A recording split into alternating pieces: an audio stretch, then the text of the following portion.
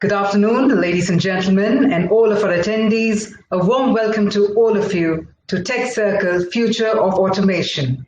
I am Kavya R. Chavali, and I'm extremely delighted to welcome you all to this wonderful program and wonderful conversations that will be focusing on the coveted topic around automation. We do believe that the market is swiftly changing, and an agile approach to innovation and new technology will be the key selling point for many consumers in the future.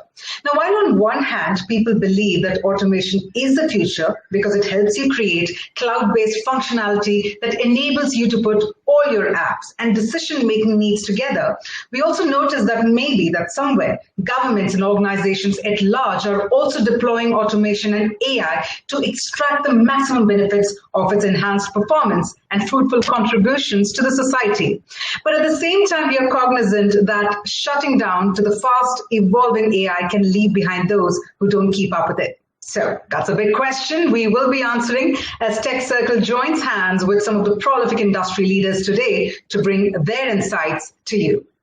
On that note, as I welcome all of you who are joining us in the program today, I'd also like to share something important, some of the important features around the program. Now, while our industry leaders will be sharing their conversations with you all, we will also want you to join in the conversations using the hashtag Future of Automation. You can please tag us at @TechCircle India. Now, the reason why I'm sharing this is because in between the program proceedings, we'll also be announcing the Twitter contest winner and the lucky draw winner as well. So stay tuned because you may be that next lucky draw winner. So keep tweeting and please do look forward to our lucky draw winner announcements as well. While we do that, let me also take the opportunity to thank our partners for their fabulous support, our title partner, Automation Anywhere, co-presenting partner, IBM. On that beautiful note, let's actually get the proceedings of the program started. And to deliver the opening address, I'd like to invite on the main screen Mr. Jaideep Mehta, who's the CEO of Mosaic Digital and Head Mint. In fact, he has been the CEO of Mosaic Digital since October 2017, following its acquisition by HT Media in December 2020. He's also been given the responsibility for the Mint newspaper business. In the past, he's also been advisor to CEOs of investment and tech ecosystems. He's blogged, written, and presented on various business and technology matters over the years. He's also been awarded the Leadership Award for contribution to market research by the World Marketing Congress in the year 2014. So yes, on that note, a warm welcome to you, Jaideep. And with that, let me hand it over to you. Hi, Kavya, and good afternoon, everyone. Let me also with best wishes for your health and safety all across the country. And indeed across the world, because I know there are a number of folks who've joined us from outside of India as well. This terrible pandemic continues to kind of create havoc, and we urge you to please stay safe, stay masked up, stay at home, and wish you the very best. But just moving on to the topic of discussion today and to the event, we are actually delighted to launch this platform today as an event and then subsequently as a digital platform, because our research is telling us, and indeed our lives are telling us, that automation is one of the most important technological advancements that we are seeing in the digital age. Today we don't think twice about interacting with a piece of software called EVA or so many other names when we are doing our banking transactions. And we believe in many cases, certainly some of my family elders do, that there's a human at the other end of the interaction. But those are actually software bots, and they are helping banks and other financial services companies, and indeed services companies across the spectrum, to really transform their customer experience paradigms and to really elevate the level of service that they're providing to their customers in India and around the world. Completely at the other end of the spectrum, we're also seeing the emergence of edge computing. We're seeing the emergence of self-healing networks, data centers that are increasingly managing themselves, and a whole host of other automation processes, automation technologies, which are automating processes of various shapes and sizes in the IT department itself. And along the way, there is today no business function, whether it be supply chain or manufacturing or operations or fraud in a banking ecosystem, or indeed accounting and finance, where automation technologies are not having a profound impact. In fact, one of the things that I read recently, which was quite astonishing, was a company making a promise. I think they were out of Aurangabad, if I remember right, that they've developed a platform based on automation technologies where they can complete the financial audit of a company in a single day. That would be quite something, especially in our country. At the forefront of these technological revolutions is, of course, the tech industry. And two of the really significant players there, Automation Anywhere and IBM, are our partners today. And I'd like to just express a note of gratitude to them for making this event possible. Today, we're going to be really examining a whole host of different and very interesting topics in the wider context of automation. And as always, we are blessed with the support of very senior industry leaders from a host of industries, very senior technology leaders, CIOs, and so on and so forth. And so over the next 3 to 4 hours, we're going to take you for a walk through the world of automation. And as is always our brand promise, we hope for 2 things. One, that you walk away with knowledge that perhaps you didn't have when you entered this event. And 2, and I guess that's almost as important, if maybe more important even, that you are able to take 1 or 2 of the nuggets of learnings from today and really implement them at work tomorrow morning or during your next cycle and so on. And the sessions are very exciting. Right after the welcome notes, we're going to have Salil presenting. Salil, of course, for those of you who don't know, is our Chief Research and Chief Business Officer. He'll really be presenting some of our research findings and his own distillation of thoughts around how automation is being a game changer across industries. And those of you who heard him before know it's always a very exciting few minutes that we have with him. So I'm personally always looking forward to his keynotes here. We then have some very exciting panels and fireside chats. Senior technology leaders, moderated by a senior partner from Deloitte, are going to be talking about how the future of automation is actually reshaping industries, what impact it's having, how it's changing business models, how it's changing operating models. That will then be followed by me actually coming back on stage, and I am going to be discussing with 2 very senior industry leaders. One is a senior R&D leader from Samsung, and another who runs automation and robotic technologies for Bajaj Auto, on the how-to of automation. How do we make this real? And automation is, of course, increasingly, in fact, I would say almost totally software-led in terms of the intelligence layer. But the hardware dimension of automotive, especially in industries such as logistics, warehousing, automotive, and so on. So it promises to be a very, very exciting discussion. We then have 2 fireside chats where Salil and Sumedha, who's our head of technology research, will be having a conversation examining different dimensions of automation. So Salil will be really, chatting with an old friend, Arvind, who leads the technology and digital functions at Apollo Hospitals, and really talking about the impact automation is having in the healthcare sector, and specifically, I guess, in the leading hospital chain in the country. Sumedha then also sits down with IBM to have a conversation on how they are approaching the whole automation conversation and where that tech giant is going next year.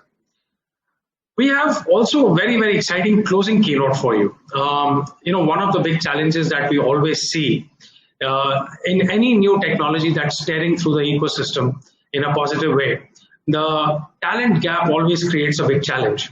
So we've invited, and we're very, very pleased to have the HR head, the CHRO from Volvo, who will be presenting the closing keynote today, talking about the talent gap, the challenges it creates, and how leading companies are actually working to overcome that.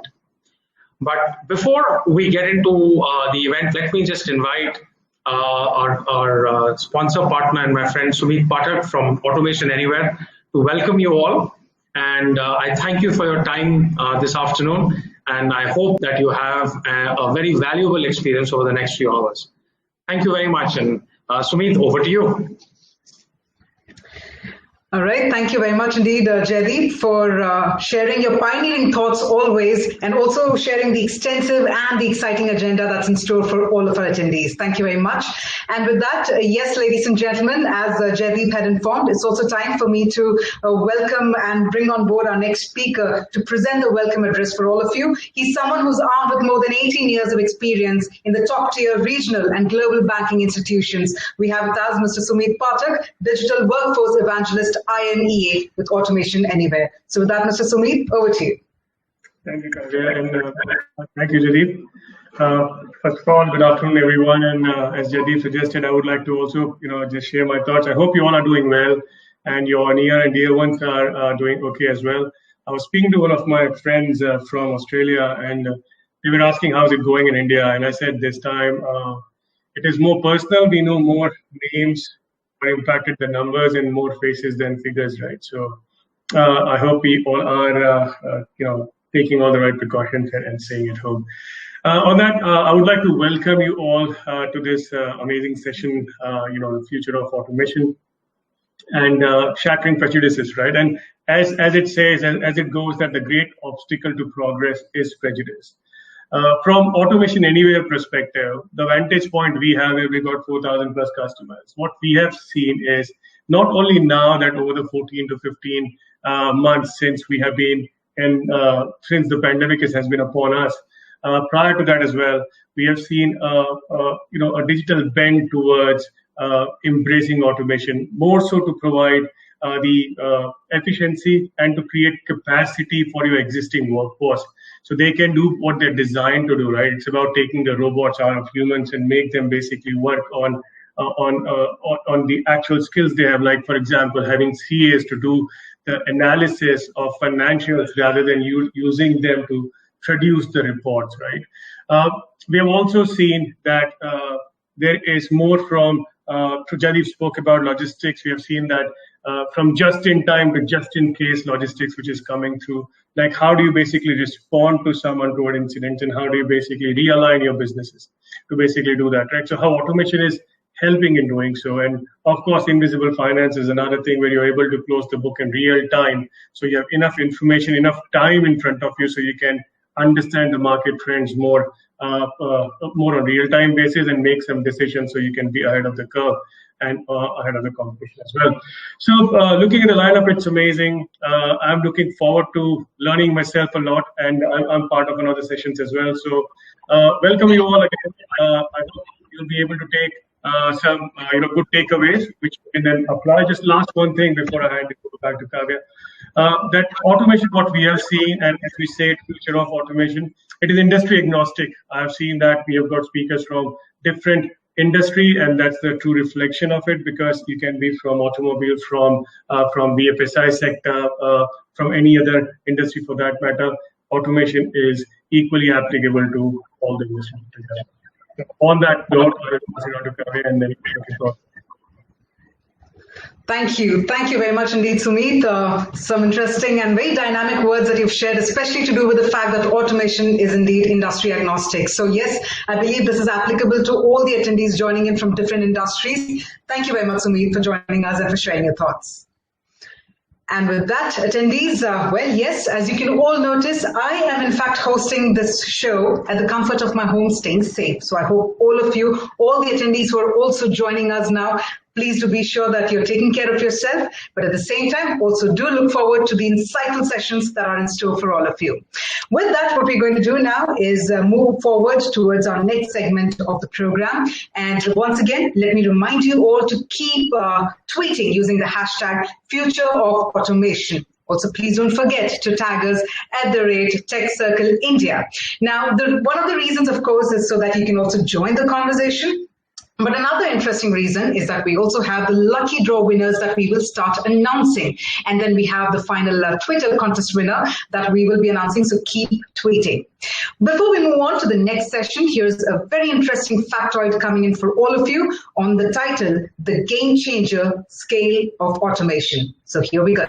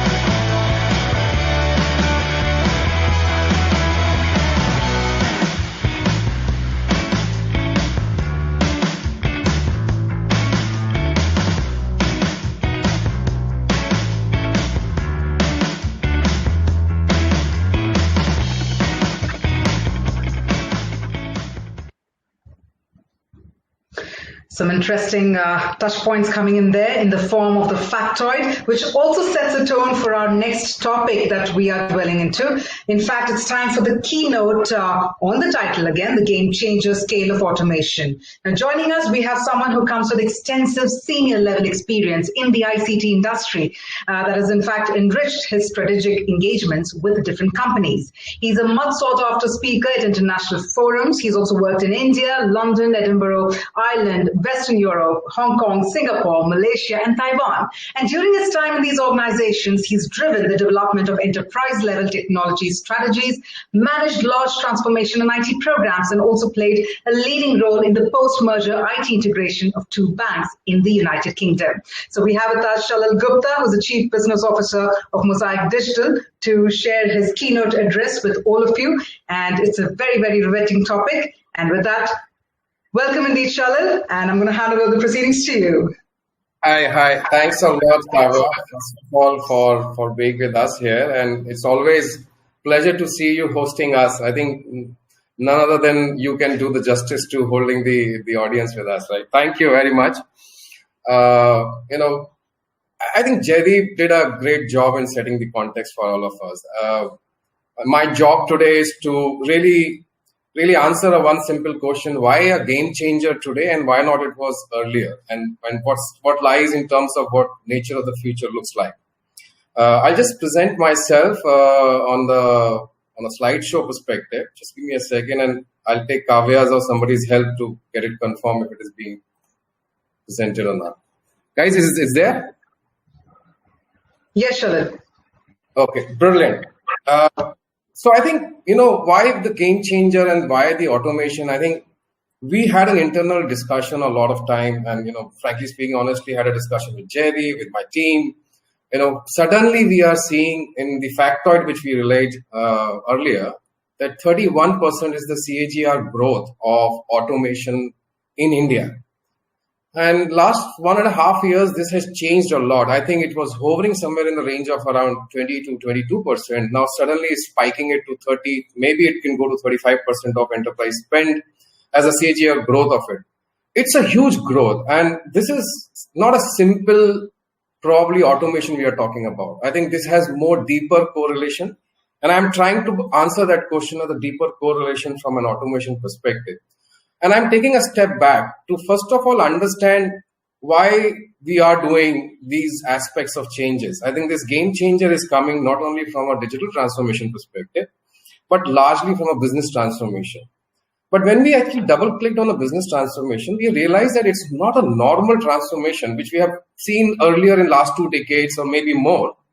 We are seeing a transformation in a very different manner. And these are the 5 pillars of it. The first one I'll probably highlight in the middle, which is people and leadership perspective. I think more largely you will find people are talking about new leadership with a new playbook, and we'll talk about that. Then the other 2 are augmenting the leadership pillar and the people pillar. One is the operation side of it. And if I say operations, it is no more today just talking on a portfolio of a chief operating officer or a digital officer, etc. It is digital operating model. In last, I think, 13, 14 months, the digital operating model of many organizations have matured at least 2x to 3x of time. The way they used to operate the organization is now not operating that way, and they have just completely become digitally. So technology and automation has become part of it. I think the second pillar is the ecosystem, and it's not that we never used to work with ecosystem. Look at your supply chain, look at your partners, look at your employees, your contractual staff. I think any segment, any industry, you will find ecosystem was existing. But suddenly we are not talking about digitally integrated ecosystem, which means that I will only work with the people in my ecosystem who can actually integrate very well with me. When I say very well, what does this mean? It's real time. I should be able to talk to my partners in ecosystem and alliance, in a real time perspective. I should be able to share my data in a real time perspective. I should be talking to my employees working from anywhere today as a hybrid working model from at any point of time. I should be able to give approvals, decide, take decisions. I think no organization will live in a silo today. And I think this ecosystem will largely become a digitally integrated ecosystem. Then comes the people. And I think if you start thinking about new playbook, which is now the new operating model, and you still have an old leadership, I think that will not go hand in hand. And if you have a new leadership working on an old playbook, that will also not go hand in hand. So what we are seeing largely in many organizations, there are new roles emerging. And I'm not talking about these stakeholders and board members and ownership. I'm talking about these new roles which are appearing. Think about, we were recently discussing with the editorial of Mint, and he was saying that suddenly the chief supply chain officer has become a role of extreme importance across the organization. Suddenly, the experienced engagement management of customer have become a very important role, which was earlier part of a digital, which was earlier part of, how do I incorporate a better customer experience using digital tools. It has now moved to a fully fledged function that you probably responsible to earn revenues and probably manage stakeholders at the same time, create an extraordinary experiences. I think that's where we are finding new leadership coming in place. Innovation, I think, fair to say that most of the organization I have been talking in last probably 4 or 5 months, everybody has said to me that we are innovating, we are using, any sort of levers which could help us create more innovation. The ultimate aim for innovation was to create a competitive advantage. And I can beat my competition in the market and take a leapfrog across the board. But today, only innovation will not solve your problem because digital lowers the barriers of entry. So what you really need to do is have a pace of innovation. The faster you innovate, the faster you bring the solutions across into the markets, I think you'll be better off. And that is now the new sustainable competitive advantage for organization, that how fast I'm innovating. It's just not innovation. And, I've grown my 22 years of experience in technology world, guys. And I think, frankly speaking, I myself is a propagator that we need to change from a technology to platforms today. I think these are the 5 things which is changing largely as a game changer. Because technology is a hard innovation, which we are seeing already. How do I use this innovation through the platform economy is the next chapter which we are thinking in the organizations. Let me just take you through a question from, is it digital or is it really intelligent automation? Because all the 5 pillars would require you to think very deeply that you're fundamentally moving from being digital to being intelligently automated.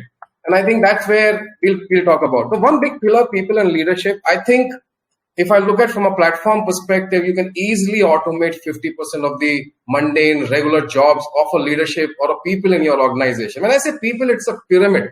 At the lowest level to the topmost level, you would really need to give an assistant. And I give you very simple answers to 2 pointers. One, this people and leadership really need is value focused. It has nothing to do with this is the process. Can we automate this process? How much is the value we are adding to the organization, to my customers, to my partners, to my ecosystem? Is the focus there? And it has to be across the organization. So you're not only talking about finance and HR processes. I'm talking core processes. Think about, pharma industry doing automation around drug discovery. Just to give you today's example, Dublin Hospital, where I think the nurses were testing for COVID-19. And these testing sites, they have admin work of almost 50% of their time. Now, I'm sure most of the people would really appreciate that if any point of time technology can intervene and a platform can intervene to create or save this 2 to 3 hours, they can test better, they can test more, the decisions can be taken, faster. And instead of, giving an answer that please come after 1 day or 24 hours days and we have to stop testing at some point of time, I think this is where automation has bring a lot of efficiencies across the pyramid. So think about the leadership allowed to happen, digital assistant and augmentation happened. So decision was not taken. Decision was still taken by the human. But I think they were augmented by the real-time value and the data they were getting out of it. There was a pure value addition in terms of efficiencies. And you're looking at 50%, off the scale. And you're looking at employee experience as well as customer experience. Employee is happy because they are not doing a mundane task. They are always on the information which they need. And they're actually increasing the customer experience across the board. So this is the first one. If you look at the second one, and according to us, as Edge Insights, we think operations can be highly automated. Because largely, if you go to your organization, And if you are on the shop floor, if you look at your, on a workforce, you will find that 80% of the workforce is doing regular, mundane, repetitive jobs. And if we are able to automate and augment them with automation, I think the operations can be highly effective. I always use this word called exponential, because the game changer is all about exponential benefits. And if I look at, there are three things to look at. One, 81% predictable physical workforce. You can predict that workforce and you can actually drive automation there. More than 69%, you actually can process the data automatically. And 64% activities for automation can be qualified immediately. I mean, these are not small percentages there. If you look at this, an example of Banco, as a company, this is a financial industry company which were actually supposed to reschedule. Because of the pandemic, the government allowed them to be delinquent, and they have to reschedule 6 million loan records. If it would have been done manually, 3 minutes per, let's say, and 100 people doing it, it would have taken 2 years and some cost associated of millions of dollars. The solution was done through automation in 4 days. So imagine the efficiency which people have never thought about, the scale, the operations. Therefore, I say the biggest impact in automation is the operations, and biggest impact is in the operating model as well. Because the more you are saving, the more benefits can be given across to your B2C or B2B customers there. Comes the digital ecosystem. And I think, almost 50% of your digital ecosystem today can be integrated and digitally and automated. Probably if you go to your list of suppliers and contracts from which you hold on your finance systems today, and pick up the people who can actually be digitally integrated, you'll be surprised to know that how fast you can integrate your ecosystem into your wider expandable organization. And I think that's around 50% of it. What you really need to think is, can I digitally integrate? It has to be a fully well-versed integration. It should not be I'm creating a bottleneck somewhere else and I'm creating a highway somewhere else. That won't solve the purpose. But it has to be a shared economy. Because what happens is the benefit has to be passed on. I was remembering there was an automated system of collecting battery data, but that battery data was getting to the OEM. But OEM has to now share that benefit across to the battery manufacturers as well. Now, this automated process will help battery manufacturers to give more efficiencies to OEM. At the same time, the OEM can give more efficiencies to the customers as well. Now, if this is a shared economy, because the benefit has to go to both the ends. And sometimes in our business case, we forget that if we are integrating the ecosystem, are we passing that benefit to my ecosystem in terms of my ROI, my return of investment or benefits? I think that's where the shared economy comes into play. Augmentation is a very important one, and it has to be automated. If you're thinking any time of physical, it's not work. Even at a process, if you have 25 to 30% of physical interaction or an intervene, I think you have to rethink yourself, rethink your process again and reimagine yourself. Give you an example, online retailer need to add, because of the pandemic, there was a huge demand of online. And they were suddenly about to add 100,000 people, full-time or part-time positions for warehousing, delivery workers, etc. Now, if they have to process 800,000 resumes and 1 million jobs, imagine you would need a partner to work with, which is digitally integrated. You create an automated layer on integration that any resume they are passing to you, you're actually doing a automated checking, background checks, customer experience increases, and all of that. So think about, it's just how much of an efficiency an ecosystem can bring it with you if you're digitally integrated. And you can fulfill certain demands. You can actually work in the environment, which is very uncertain, but still you are able to dynamically work to your benefit. Coming to speed of innovation, and I think if you are able to implement automation as the bedrock of your own business transformation, you will automatically increase your speed of innovation. I think we talked about creating a competitive differentiation, and today the speed is there, and a superior service is another one. You're not looking, I'm manufacturing products and my quality is suffering. Let's say there are 3 defective products out of 97 or 100 products I create. I think that's not a good metric, because there are 3 unsatisfied customers you will find.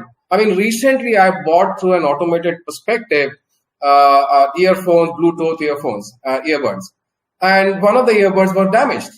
And it took me now 15 days to integrate the entire supply chain and get me the new one. I mean, imagine the inefficiency sitting there, and the innovation can be required.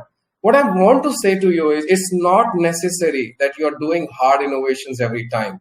It is most necessary to do soft innovations as well and make your competition really go behind you. And you take a leapfrog because this is sustainable in nature. You can sustain this. I'm talking about a company called JX Press Corp, a Japanese media startup, newsroom augmented with bots. The approach, AI scan digital media for breaking news. I think we all know that Twitter and social media and the digital medias really come out with the breaking news faster than we can actually think about. The role of the newsroom, which used to be earlier about breaking the news, is now being changed to capture the breaking news and actually put an analysis lens on it.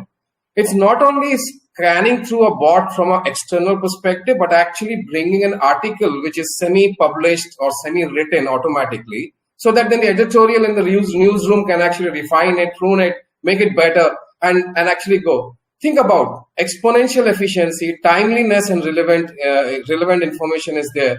And this created a huge competitive advantage for GX Press Corporation. Think about the speed they can bring in the news to their customers. And the last pillar, I think, with this, I can tell you that today, if I would have been talking, let's say 24 months back, it was almost taking 2 steps forward and 1 step backwards. When we are talking about robotic automatic process, or we are talking about automation or intelligent automation, whichever language you were talking, it was not that as a mature from a process perspective.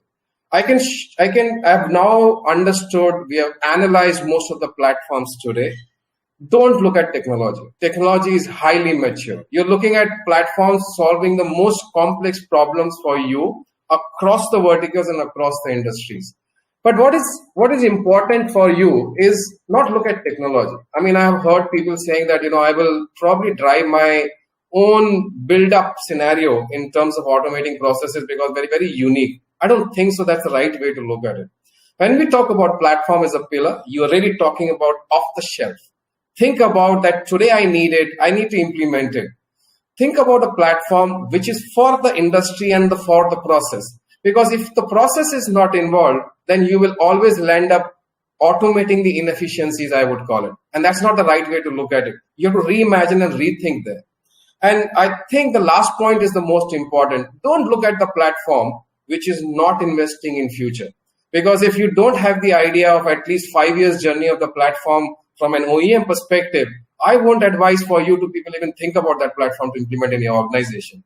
You just go back 5 years, if in the history, you will find what you were doing 5 years back and what you're doing today has tremendously changed. And if the platform is not being invested for the future, you will end up with the primitive, tools in your organization. And that's not the objective. I think pretty much if you look at it, how do I really implement? And just to answer very short, assess yourself. The automation is not about just, I have a process I need to automate. Where is my focus? Is the customer-centric focus? It is my operational-centric focus. But the assessment is very, very important. If you don't do the assessment, sometimes you are always finding that ROI is not meeting my business requirements. Launch and accelerate. I think about, when you're deploying, you're scaling. I think many a times I find there is a POC being done, the pilot being done, very successful. But when it comes to scale, some or the other hindrance is there. I mean, I have moderated almost now 10 to 12 digital boardrooms where we have CIOs of many companies joining and sharing their views. And I found that, most of the time they are finding an excuse as some reason not to scale it up. And there is some regulation, some compliance, some data security, etc. will come into a picture where the scale becomes a problem. The stakeholder management becomes a problem there. So I think that the ask is, as much as you can scale, the exponential benefits would start coming and back to you. Really identify an automation partner. I think that, like I said, if you see the platform, it has to be future ready. Determine the optimal operating model. We always want to boil the ocean. And that's not the area where I should be focusing on. I think if you're looking at optimizing certain areas and determining the certain focus areas, then you can integrate your stakeholder, your business very well, prove the point to them, and move to the next one. I think moving to the next one becomes a bigger problem. I think that if swiftly we can do it, I think we can scale the automation better. I think, guys, this is my last slide. I think with this, I rest my case why to answer a question, a game changer. We are not just thinking today in terms of a new way of improvements, an improvisation which we are doing it, or a change which we are doing it, which has been talked about a lot. I think we are talking about a new age to come to us, a new age which is hitting us today. And then there is a new way of thinking has to appear. So with this, thank you very much for your time and attention. I hope I was able to convince your the case there. Thank you very much. Back to you, Kavya. Thank you very much indeed, Shalil. I must admit that every point that you shared, it got me, I'm sure even the attendees hooked, because there was so much to look forward to. I must admit it was nothing short of a masterclass again. Every point, every insight that you've shared, and I'm guessing just like the attendees and me, we've all been taking notes for every presentation that you shared. So thank you, Shalil, for joining in and for sharing that keynote address. Thanks a lot. There's much more to come, I think, with the discussions to happen. Absolutely. Looks like the keynote has also set the trend for the upcoming discussions and panel and fireside chat that's about to start in just a couple of minutes. So stay with us. At the same time, I'm going to urge you all to keep tweeting using hashtag Future of Automation. Also, please tag us @TechCircleIndia. Why again? Also because we want you to join in the conversations, and we'll also be announcing the lucky draw winner, and we'll also be announcing the Twitter contest winner. So keep tweeting. In fact, the lucky draw winner, we'll have an announcement coming up very soon after our next panel discussion. But before we move forward to the panel discussion, we also have another interesting factoid coming up right up on the screen for all of you. So let's take a look.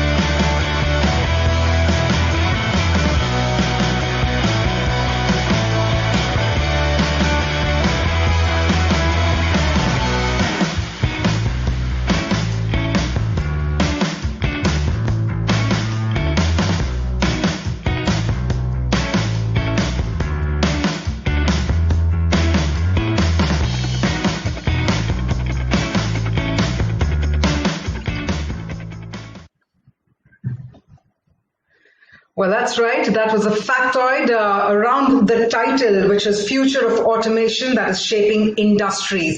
Now, surrounding this title, we in fact will be beginning with the panel discussion for all of you. In fact, our panelists are joining us online. And let me quickly also inform you all who our esteemed panelists are for this very interesting panel discussion. We have with us Saurabh Chatterjee, President, Head Technology, Digital Sales, Travel, Bajaj Alliance General Insurance Limited, Ravi Kiran San Avaru, Head IT, Asia Pacific, Middle East and Africa, Apollo Tyres Limited, Sumit Pathak, Digital Workforce Evangelist, IMEA, Automation Anywhere. I'm sure we all heard from Sumit as well, right at the welcome address.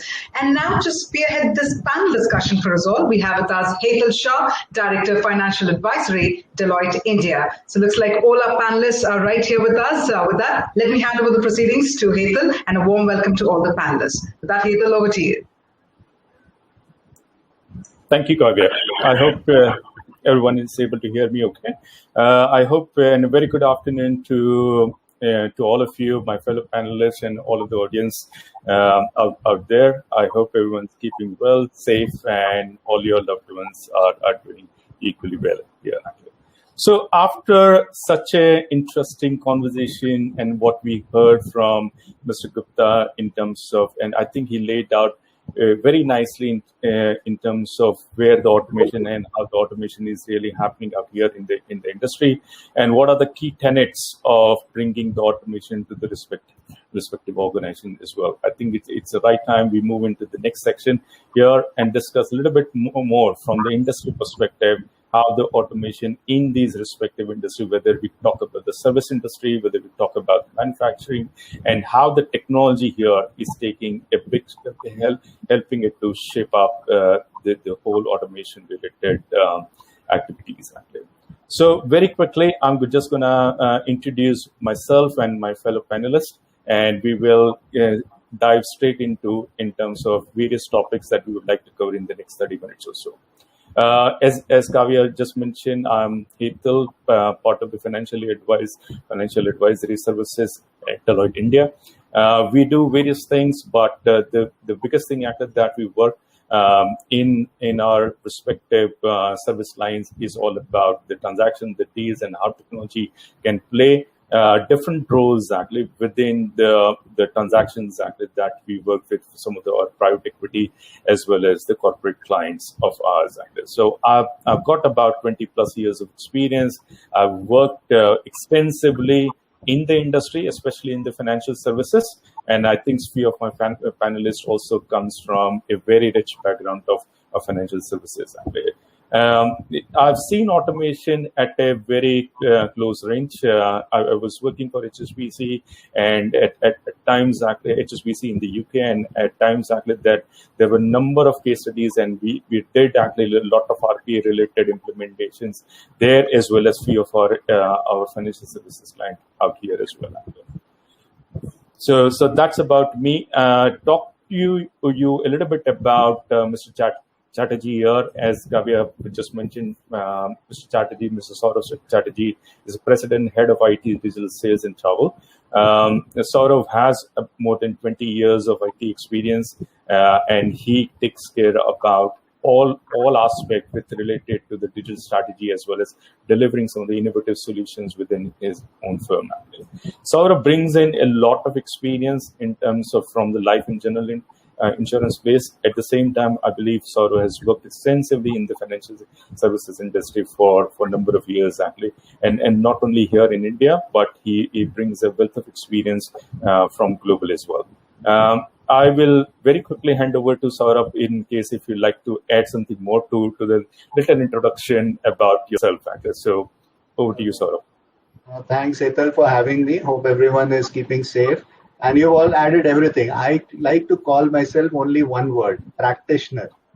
Okay. Titles and the hierarchy are on one place. End of the day, the way things are moving, especially on the automation and plus everything else on the tech, we are learning every day. So just add practitioner. And therefore, I'm learning every day. I don't have all the answers, but I'm experimenting, I'm learning, I'm building things at scale. That's what I do. Thank you. Okay, so very quickly, I can say you've been very humble and very kind enough actually to say yourself a practitioner, but you are obviously leading your organization actually into the next phase of the future of automation and bringing in a lot of stuff. We'll talk about all of these in a lot of details as we go through the session here actually. The next on my list is Mr. Ravikiran Navaru. He heads IT at Apollo, and he equally has more than 20 years of rich experience. He manages digitalization and automation, and he has been part of the automotive industry for a number of years, actually, into various activities that he's achieved. He has done right from risk and compliance, business strategy, automation, digitalization. He's an alumni of ISB and IIM Bangalore with MBA in General Management and IT. Mr. Ravikiran, how would you like to add something a little bit more, actually, a perspective of your career over the years? And more than happy to hear your welcome words. Yeah, thanks, Hetal. My career started mainly with the Bombay Stock Exchange. So I have seen live trading sessions, and we were responsible for 100% availability of the system. From there, I moved to Shell. Then my previous company is Toyota. That is the biggest learning. As Saurabh said, it is a continuous learning for us. Toyota helped me in learning best world-class practices or a process. So now currently with Apollo Tiles heading digitization and automation for Asia Pacific, Middle East and Africa. So that is my introduction. Thank you, Mr. Vikram. And I'm sure some of us have already heard from Sumit, but let me introduce Sumit once again for those who have just joined in. Sumit, part of Automation Anywhere, he is the one, probably one of those organizations who's helping us to, bring ideas to the reality. So they are the ones actually who are sort of enabling a lot of organizations, and not only in India but around the world, in terms of bringing the real life world experiences to lots and lots of people who experiences the technology. So Sumit, a few words in terms from the session as well as about yourself. Thank you, Hitul, and hello everyone. So I think that I've spoken in the welcome session, Hitul. So I think that basically sets the context, and about me also that was suggested. So let's get started. Thank you. Excellent. Okay. So thank you all for joining us. And once again, actually, thank you for the sponsors as well, actually, for sponsoring this event. Now, very quickly, I would like both my co-panelists to help me with few of the initial set of questions. What's automation in your respective organizations? What have you, how does the automation plays part in terms of bringing the real impact to the business, whether it in terms of competitive advantage, bringing more customer centricity, or helping to bring in a lot of back office related efficiency within your both respective organizations. So if I can request Saurabh to start off first, and then followed by Ravikiran to help us to understand how you achieved automation in your respective organizations and how do you do that? Sure. Thanks, Hitul, for that. See, we try to keep automation, these days everything in technology is a lot of buzzwords are there, right? So we try to keep it simple. For us, automation is across the insurance value chain, because obviously we are an insurance company. Just to give you a context, Bajaj Allianz General Insurance today has around 7.4 crore customers, right? So we can talk about 74 million and more than 250 products. And our distribution reach is enormous, right? In terms of number of banks, number of agents. So large distributed force, obviously a direct digital model as well. When we look at automation, we looked at the way, as you said, right? Look at 4 core parameters, whether it is it's an efficiency game, whether it is a customer service. When I say customer, I talk about customers, intermediaries, even employees, right? All stakeholders, essentially. True. Then we look at whether it is a top line or helps us with a new product, innovation. Or fourth, it is about investing in our transformation for the future. Right? So we have looked at these 4 as a category, very very simple but very organized process. Have a stage gate process also to manage this, so that it is very clear at all points in terms of who's the sponsor, what's the budget, what is the outcome. But we have looked at across our value chain. What I mean by value chain is right from prospecting to looking at how you onboard a customer, to how the policy gets issued, to how, say, things like renewals or endorsements happen, to the moment of truth in insurance, which is claims. Right, and then obviously all the back-end processes surrounding it, and then obviously renewals and others. So we have divided these into those buckets, and for each of the automation use cases, which are largely falling in these buckets, there are again we look at, is this a process engineering, or is this something that we are looking at more from a product side?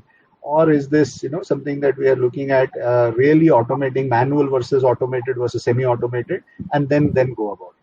Because otherwise, the buzzwords of RP and all out there. I'm sure the tools are all out there. Right. But once we identify the right use case, the objective is to start small, like any other organization, do a POC, do a pilot, but then the ones which have worked, scale them up very fast. And I'll just give one example, a very simple example of automation in our organization is is a chatbot and a voice bot. Now a chatbot is a chatbot is a chatbot, right? I mean, everyone is developing it. The key for us was we were ready prior to the first lockdown by putting around 28 of our unique services. When I say services, when we look at only insurance services, right? Very simple things as give me my policy copy, right? If you look at before the lockdown hit, right, around say August, September of the previous 2019, there was a time wherein when you go on the road, right, the police started catching you and saying, "Where's the insurance? Otherwise, I'll fine you. Put a fine on this." Which is the right thing to say. Every vehicle has to be insured. Objective was at that point the customer wanted, give me my policy copy. Why do I have to call a call center? Why do I have to go through one report there? Can I not simply have it on on a simple board like I'm chatting on WhatsApp? We started with that, added 28 different services, and this, which proved a success, which initially was an experiment for us, we then automated the entire backend with this, right? Because again, this was the front end. We worked with an insurtech startup out of Bangalore, but then the back end in terms of microservices architecture, ensuring the end-to-end, it is embedded or integrated with my core policy admin, embedded with my core claims platform, and ensured that we extend this much beyond. So this is how we are dealing with automation. I can get into more examples, but this one is a example where a self-service. The idea was self-service from a customer standpoint, and eventually helped us with not just during lockdown, even in the second wave, we have scaled it up further, but number of transaction volume, the number of services we have gone on expanding on it. So obviously, it helped us with efficiency, customer service, and and all the parameters, checked all the parameters. So this is how we take innovation or automation in a systematic way across the value chain. Absolutely. Great, Saurabh. I can vouch for it because I'm one of your Bajaj Finance, one of the customers there. And I've used the exact word, what you just mentioned. I've used this chatbot myself, actually. So, and I know actually how effective it is. And especially during this pandemic times when we fully empathize actually with most of the businesses and those who, and nobody expected this. And since you had all of the preparations in place, I'm sure actually you and your company would have sailed through this much better actually compared to some of the other competition that you had. We'll like to hear a little bit more actually in terms of the examples. But before we do that, can I request Mr. Ravikaran as well actually to help us understand automation, your strategy, how you taking on the digitization? What's the competitive advantage actually that you've created for you and your company over the years? Would like to hear from you, sir. Yeah, Hital.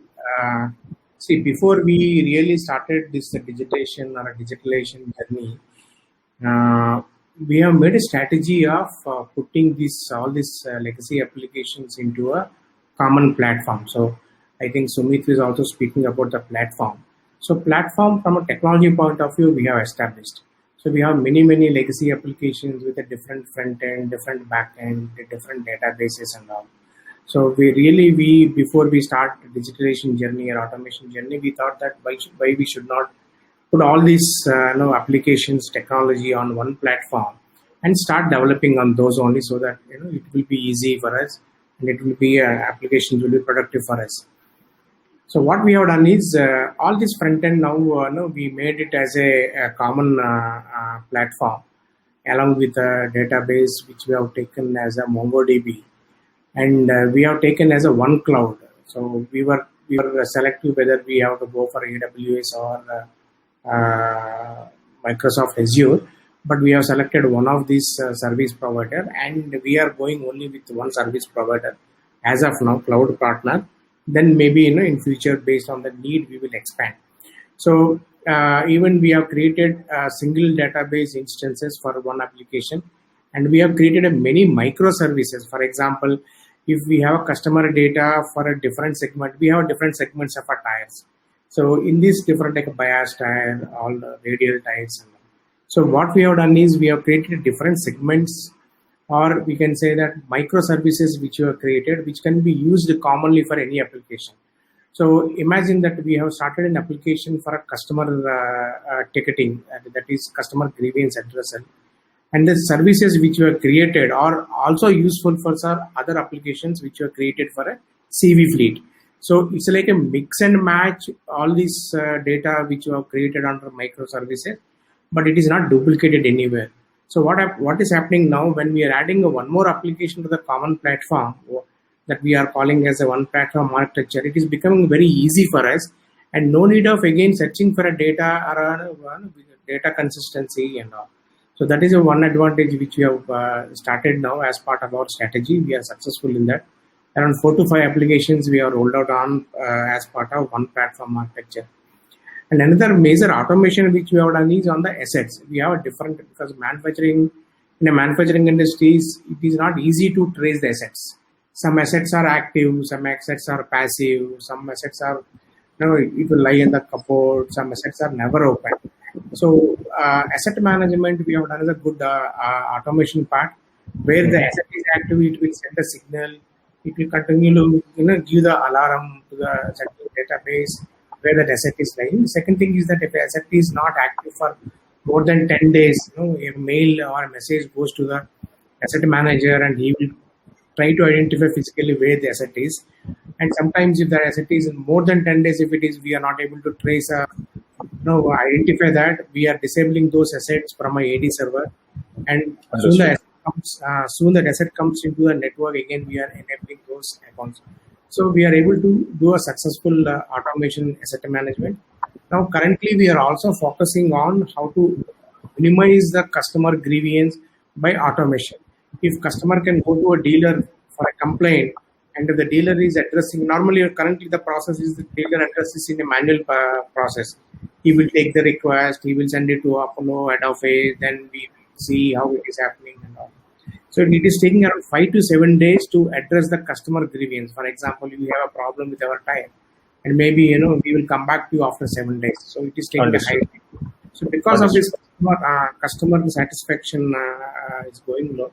So we are focusing on the customer enhancement, how to do with a minimum time. So maybe shortly we are going to come with an idea where we can minimize the customer grievance time duration. Maybe from 7 days we are trying to reduce to 2 days. So that is another project we're working on this. I think you recently also heard of recently we have launched a portal called a BOFO, that is called Buy Online, Fit Offline. So not going to the dealer shop or identifying that which tire required. You can search the car model and you can see that what are the tires which can fit to the particular car or a model. Then you can just buy it and the dealer will fit in the offline. So and now we are expanding, we are adding add-on service to that. Maybe if we can mobilize with a mobile van, that we can come to the customer and fit the tire. But as of now, the service is not available, but dealer will fit the tire. So this is our automation journey from a one platform architecture point of view. Thank you. That's very interesting.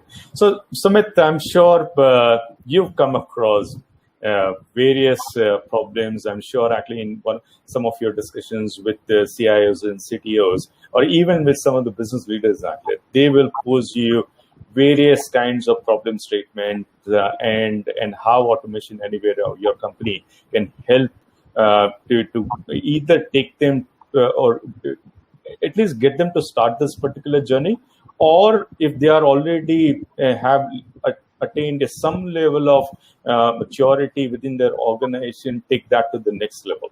How do you, Sumit, help your customers with the platform that you offer from the company, actually? And if you can also supplement that with one or two examples, whether it is from the Indian marketplace or maybe from maybe a couple of case studies actually from the global, which could be helpful to either of our panelists, actually, that would also bring in a little light to the discussion as well, actually, in terms of how automation can really take good place, actually.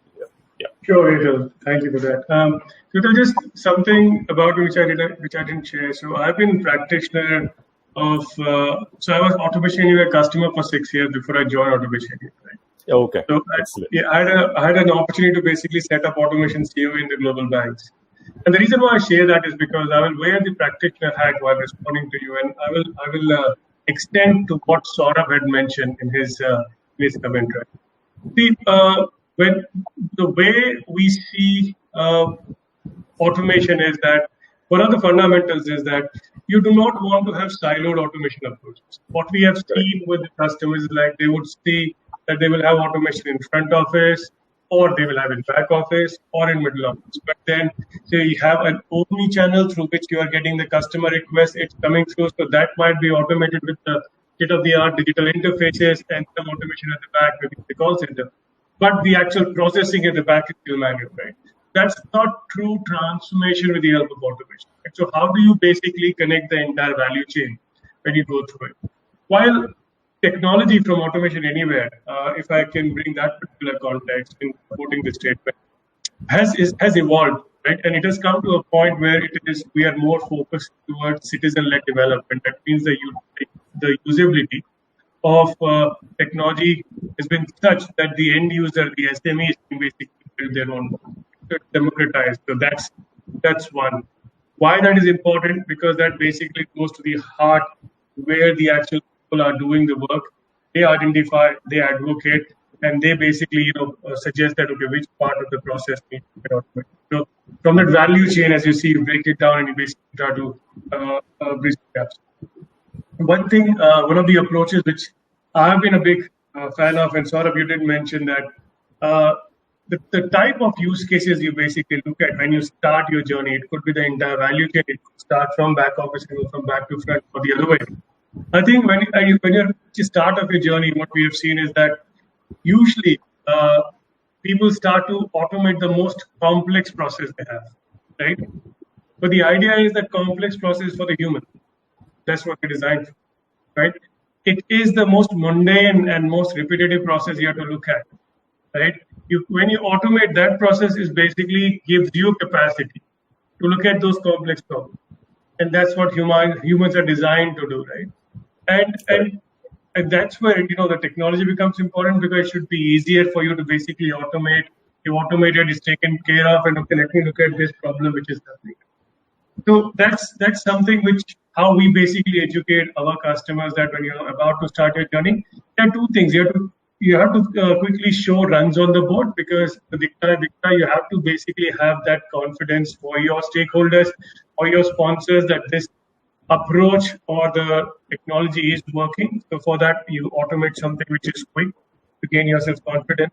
So that's one part. But then with your sponsors, it's very important to understand, you identify one of the use cases which is the biggest problem and not the most complex problem, right? And then go and start solving that by breaking it down. So that's the approach which we have taken.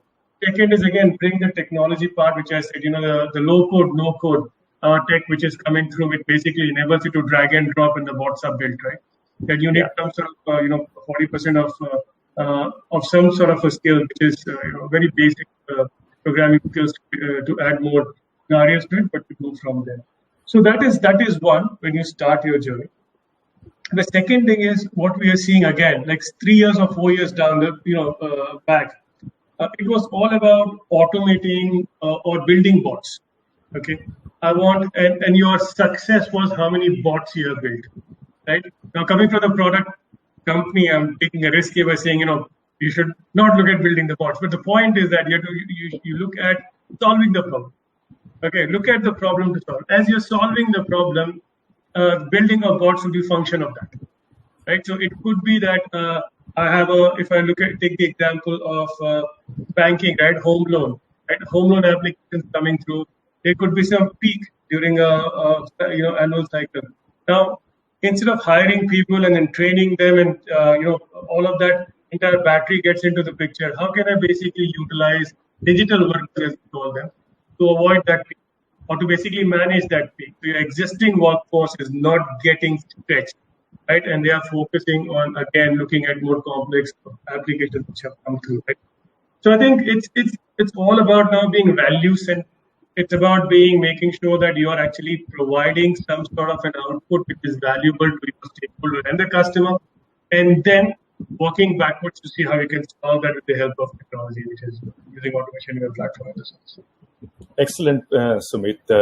That really summarizes actually in terms of not looking at the smaller problems to solve, look at it at a macro level and try to see actually how it can really add value to the function or to the process that you're trying to automate or trying to look at it holistically actually, rather than specific and technical changes actually, that you would bring in using automation. Actually. So that's really insightful. Saurabh, how do you see automation is all about bringing in that culture.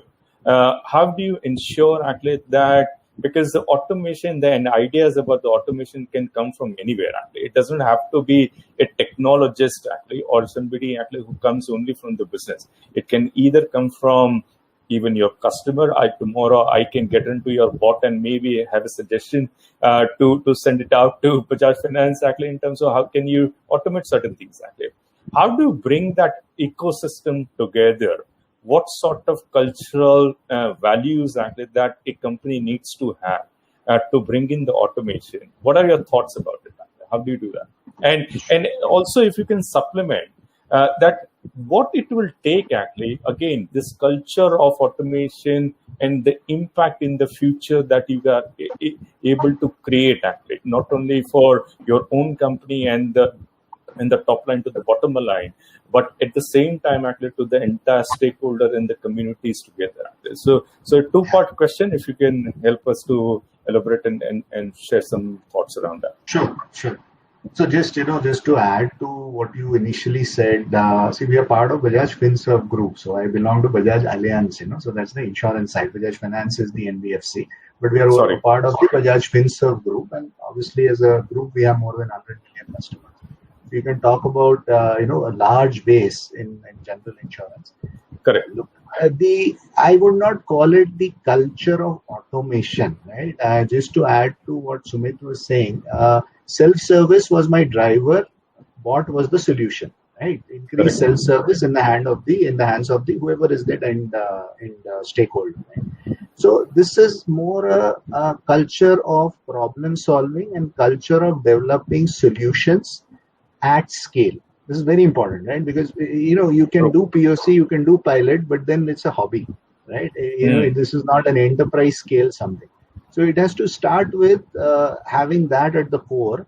That what are you trying to solve? Who are you trying to help? And how are you trying to? Then the question is, how are you trying to help? And obviously, then the when and all the timelines come. So there are three elements. I think the age-old wisdom of it comes in. Tool is not the issue. Right? Mm-hmm. Sometimes the process may be the issue, but finally it is about people, right? It is people in the sense of change management. It is people in the sense of having the right skills and the right set of people who drive it. To build culture, you need to understand how the organization works and what state is the organization in at any given point of time. If it is in a capex cycle, in a transformation journey, a large-scale transformation journey like we had, like 2016-17, we said we are going to replace our core policy admin platform, right? We did a very decisive move from from a largely DC to a very little DC footprint in terms of our workload, right? We took these calls, which financial services being regulated. I don't think you get many examples, not just in India but across the world, where your core policy admin, goes on a on a cloud environment, right? Because it requires a lot of changes, right? And this is a mindset change, it is a process change. So you have to look at one, where the organization is, and for each organization, each sector, it will be different. Second, at what stage it is in. Third, as Sumit mentioned, quick wins are extremely important to build the culture. So you can't build culture in one day, right? Problem solving is one, but where's the proof that it is helping? The moment you see quick wins come in, right, then you get more sponsors. And now I just don't mean sponsors in the sense of budget. I mean sponsors in the sense of, people who are actually ready to work with you and they really believe in the outcome of what you're doing, right? And that's extremely important because there is no way you will get 100% of a large organization together. Even if you get initially a few and then it expands and if I can use the word rubs off on the 60-70% of the rest, that's good enough, for change to stay. And this is exactly what we did. A top-down is one approach. Of course, the board, what I took to the board, we presented that, the CEOs helped, we pushed it, saying this is what the agenda is. However, we went bottoms up. When we said bottoms up, we looked at what our end intermediary wants, what our end customer wants. Where is the problem? And irrespective of whether it is a process, whether it's a sales issue, whether it's any department issue, right? Or whether it's a technology problem, we just looked at it, grounds up and said, what is the problem that you're trying to solve? Assimilated it together, found those common threads and said, how we can end-to-end solve this, and then applied the tools and the processes, right? The process and then the tool. The tool came last. Correct. It's not really was a technology issue. What helped me in my role is that on one side for the entire organization, I'm the CTO, CIO. On the other side, I run my own P&L for digital. So there I am the business owner also.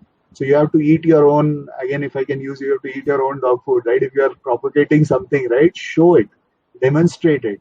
And Correct. that increases the credibility in the organization when I go in and say, see, I have done this, right? Now I know I'm already benefiting from this as a business owner. Do you want to, obviously I don't have the scale. The digital business is only, so much percentage of the scale. There's a large part which is an intermediary business, which is a bank business. That's a large part of the organization, right? And there can we replicate this or maybe scale it even further. So to answer your question in terms of cultural aspect, I think 1, 2, 3 things. Start small, understand where the organization is, rapidly scale, take people along. Because without it, it just remains either a hobby or it remains a project which does not scale. Now, what are the elements in terms of looking at it? At each point, I think we have to look out for the warning signs. Too much automation, right? Are you removing the art? In my case, let me take an example. The heart of an insurance company is how we price a risk. That's the underwriting, right? And then beyond that, it's the claims, right? Now, are you taking away the art of underwriting by getting in too much science? And when I say automation, not just tools and algorithms, but even, machine learning coming in, right? Even my models, coming in. Are you taking away the art? And art means people. Therefore, this has to work together. You have to look at how much efficiency we can get, how much decision-making, auto decision-making happens. However, we have to ensure that the collective wisdom of the underwriters, which has been built over so much years of time, right, is incorporated in the right way for the right set of cases, right? Even that could mean say X% cases go through a human checkpoint at some point, and then as the machine learns, obviously you automate those as well. So it's very important to take people along, because in the jest for automation, we should not go overboard, and then it loses the impact of the organization. So I hope I've been able to answer your question on that. Absolutely, Saurabh. That was very useful. So I like what you said, Aklet, that you are not only the creator of an automation in the technology because you wear that hat of being a CIO and CTO, but you are at the same time also the user or the consumer of what you've created, actually, as you hold the P&L actually for that. And obviously the second aspect of it, actually, don't just automate for the sake of it. At the same time, please bring in automation where it's required. Also keep it live and real, and just don't build rule books actually for so that it doesn't apply any mind to it actually. So I like the approach. Absolutely. Thank you. Thanks for your perspective there, actually, Saurabh. Yes, Mr. Ravikiran, actually, how manufacturing very different actually from a service industry, and really actually as Saurabh mentioned some of the use cases there and what they do actually. How do you bring in, this is, as I said, actually very different perspective actually in terms of bringing in the automation in the manufacturing world. Yes, you provided a few examples, but anything more actually that you need to say actually from a cultural perspective, and where is this actually taking you into the future? What next coming out, let's say in a manufacturing or in automation world? See, the biggest success factor for this automation is building consensus. So this building consensus has to be there, top to bottom, and left to right, left in all the directions. Correct. See, normally this is my personal opinion. Maybe you can differ. Other panel members can agree or disagree. if the request comes from a business that this is my business, this is my pain point, how IT can enable or how IT can support. I have seen most successful projects that so the project will be successful if at all the real pain point comes from business. But if IT goes with our innovations and innovation and all, maybe that time business may be ready to take the project or they may say as of now we don't require. So here the business pain point is very, very critical for us. Otherwise, because of some new technology available in the market, if we try to impose this, it will not go through. So once we understand the business pain point, we will discuss internally and we'll see what solution we can provide. As I said, because of this one platform architecture which we have, for us now it is becoming easy to give solutions by comparing the different products in the market. Once a solution is given to this, along with the commercials we give, solutions plus a commercial, because definitely it needs some money. Then 100% we will ask business, we are going to invest X amount of rupees. This is the solution. Please tell us what is the return of investment. So whether you are going to, for example, if 5 million or 10 million we are going to spend for this project, within how many years you are going to show this benefit to the organization? Is it a 2 years or a 3 years? Less than 1 year, I really don't think it is. It is not possible actually. Any project less than 1 year. ROI at least above 1.5, 2 years makes sense. 3 years is a decent enough time, 2 to 3 years. So definitely we will go back and ask, yes, this is our business pain point, and this is a solution, this is a commercial. So what is the return of investment? Then that time they'll start thinking on this, whether this is really required for that or whether some manual process can address this. Is it the full automation is required by spending of 5 million, or somewhere if we need to tweak this manual process, then maybe for some time we can postpone this automation with a similar accuracy or improved quality and all. Or sometimes the business comes back very strongly to us by saying that, yes, this is the expenditure you are saying that, this is the return of investment we get it. They will show the return of investment can be from a quality point of view, because maybe we cannot measure this with the money, but ROI can be from a quality point of view. ROI can be from a compliance point of view, because compliance and statutory requirements we cannot measure with the money. So definitely they'll come back. So a lot of effort and thinking way will go when we ask for return of investment. Then we will also definitely ask them to provide an organization for this, because IT cannot drive the entire project. The ownership has to be taken from the business. Their participation is required. When we go with the requirements, when we go with the detailed requirements, when we have to do this testing in this application at the time of UAT, definitely their participation is required. Otherwise, giving a 2 hours or 3 hours of their business pain point, and they expect IT to develop an application as per their requirement, which is there in their mind and not documented, is impossible for us. Yes. So we always ask cross-functional organization, and that has to be signed. So we have implemented a process called A3. I think you might be aware of this. This is one of the Tata's good practice. A3 document where we will take all these business pain points, solution, architecture. Even this architecture also, what we do is once we business agrees for this architecture internally we are discussing with the other IT heads in Europe and other regions, so that tomorrow the application which we are going to deploy here in India, AppMare region, will be useful for them also. It should be horizontally deployed. So this is another good practices which we are following with the return of investment, cross-functional business pain points. The timelines agreed.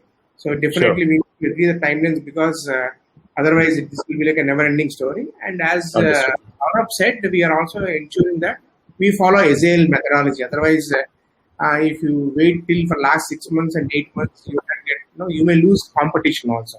So we are also adopting Agile methodology. And till now, whatever method we have followed on this, whatever I said, we have tasted 100% success on this. Sure. Thank you, Mr. Ravikaran Akle, for your perspective. In fact, I've been really enjoying this conversation, but keeping the time-related constraints that we have, we really need to wind up. Actually, I've been told actually that the next participants and the panel is waiting. So I hope all of you enjoyed. I certainly did, and I'm sure at least those who are listening to us really got a very good perspective on various aspects of automation and where it's leading into. I once again would like to thank everybody here, Saurabh, for your views there, Ravikaran sir, in terms of what you're doing in your respective organization, and Sumit, always a pleasure actually to talk to you actually from the automation perspective.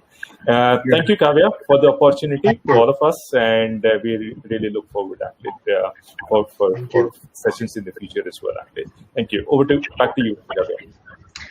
Thank you very much indeed, Hetal, for beautifully moderating the session, and thank you indeed to Ravikaran, Saurabh, and Sumit for very wonderfully actually sharing your thoughts, and some very interesting touch points were there for all of us. So thank you once again to all of our speakers for being part of this wonderful panel discussion. Thank you, Kavya. Thank you very much. I appreciate that.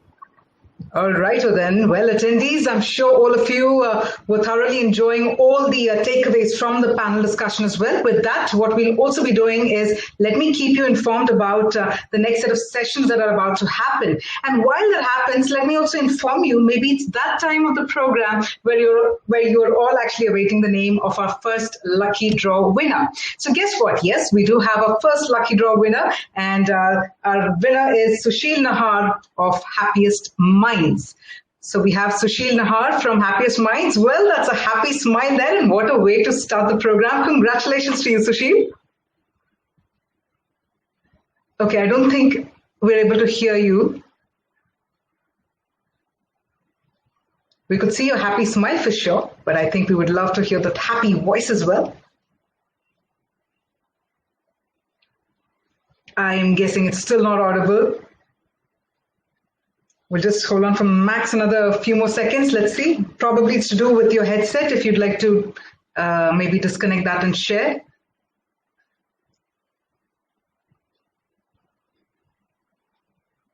In fact, for all those who are watching us, let me inform you that Sushil Nahar is our first lucky winner. And that's why I'm going on saying this to all of you. We have a few more lucky winners to announce, so stay tuned for all that. Yes, Sushil, how's it going? I'm still not able to hear your voice. Oh my. All right. So then I think we'll have to make do with your happy smile only for now.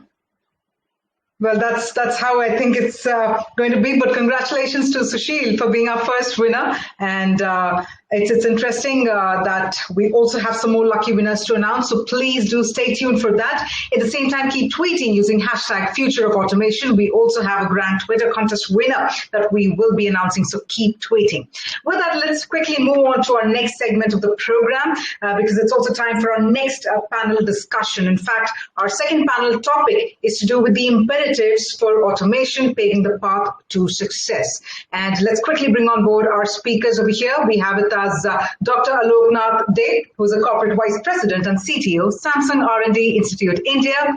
Vikas Sawhney, Vice President and General Manager, Engineering and Robotics, Bajaj Auto. Vishal Chahal, Director, Automation and AP Cloud Pak Lab, IBM Software Labs. And the session is being moderated by Jaideep Mehta, CEO, Mosaic Digital and Head Mint. So let's hope all of our speakers are right here on the screen. Well, yes, they're right here. And let me quickly hand it over to Jaideep. Over to you, Ben. Thanks, Kavya. Thanks, and very, very good afternoon to my panelists. Some old friends I'm reconnecting after a long time. How are you, Alok? Great. How are you? Wonderful, sir. Wonderful. And Vishal and Vikas, good afternoon to you folks again. We connected recently, of course. Good afternoon. I'm looking forward to a very engaged. See, we have the almost like the graveyard shift. First, we're in a post-lunch session, and then we had such an engaging panel right before us. So you folks have to be at the top of your game to really keep our audience engaged. There's several hundred people watching, just so that you're aware. So we not just have to be on our best behavior, but at the same time also have to be really at the top of our game. So let me quickly set the context for what we'll be discussing, because we're going to be carrying the baton forward, folks, and really talking about the how-to of automation. What does it take? How do companies win? What are the challenges which are faced in the journey? What are the business benefits being sought? What value is generated? Where are the trapdoors? So all the stuff which I broadly would call the grind. And we've got two very senior practitioners with us. We've got Vishal representing one of the most famous and storied tech companies on the planet. And the context of our discussion is going to be enveloped really by a research finding, which is around the fact that business transformation triggered by digital technologies is we're seeing having sort of 5 dimensions of success, or 5 pillars which are driving it. The first and the evergreen, most important one always is around leadership and organization culture. And so as 3 leaders on this panel, I'm going to ask you a few questions about that. We're also seeing companies sometimes being forced to, and sometimes embracing, and sometimes indeed triggering business model changes and driving profound changes on the back of automation and other similar technologies in the digital space. We are seeing automation really accelerating innovation, the pace of new product introductions, business process innovations, all kinds of very, very exciting things. And then there's 2 kind of different things we are seeing happening in the post-digital or the automation era. One is the emergence of competition ecosystems, right?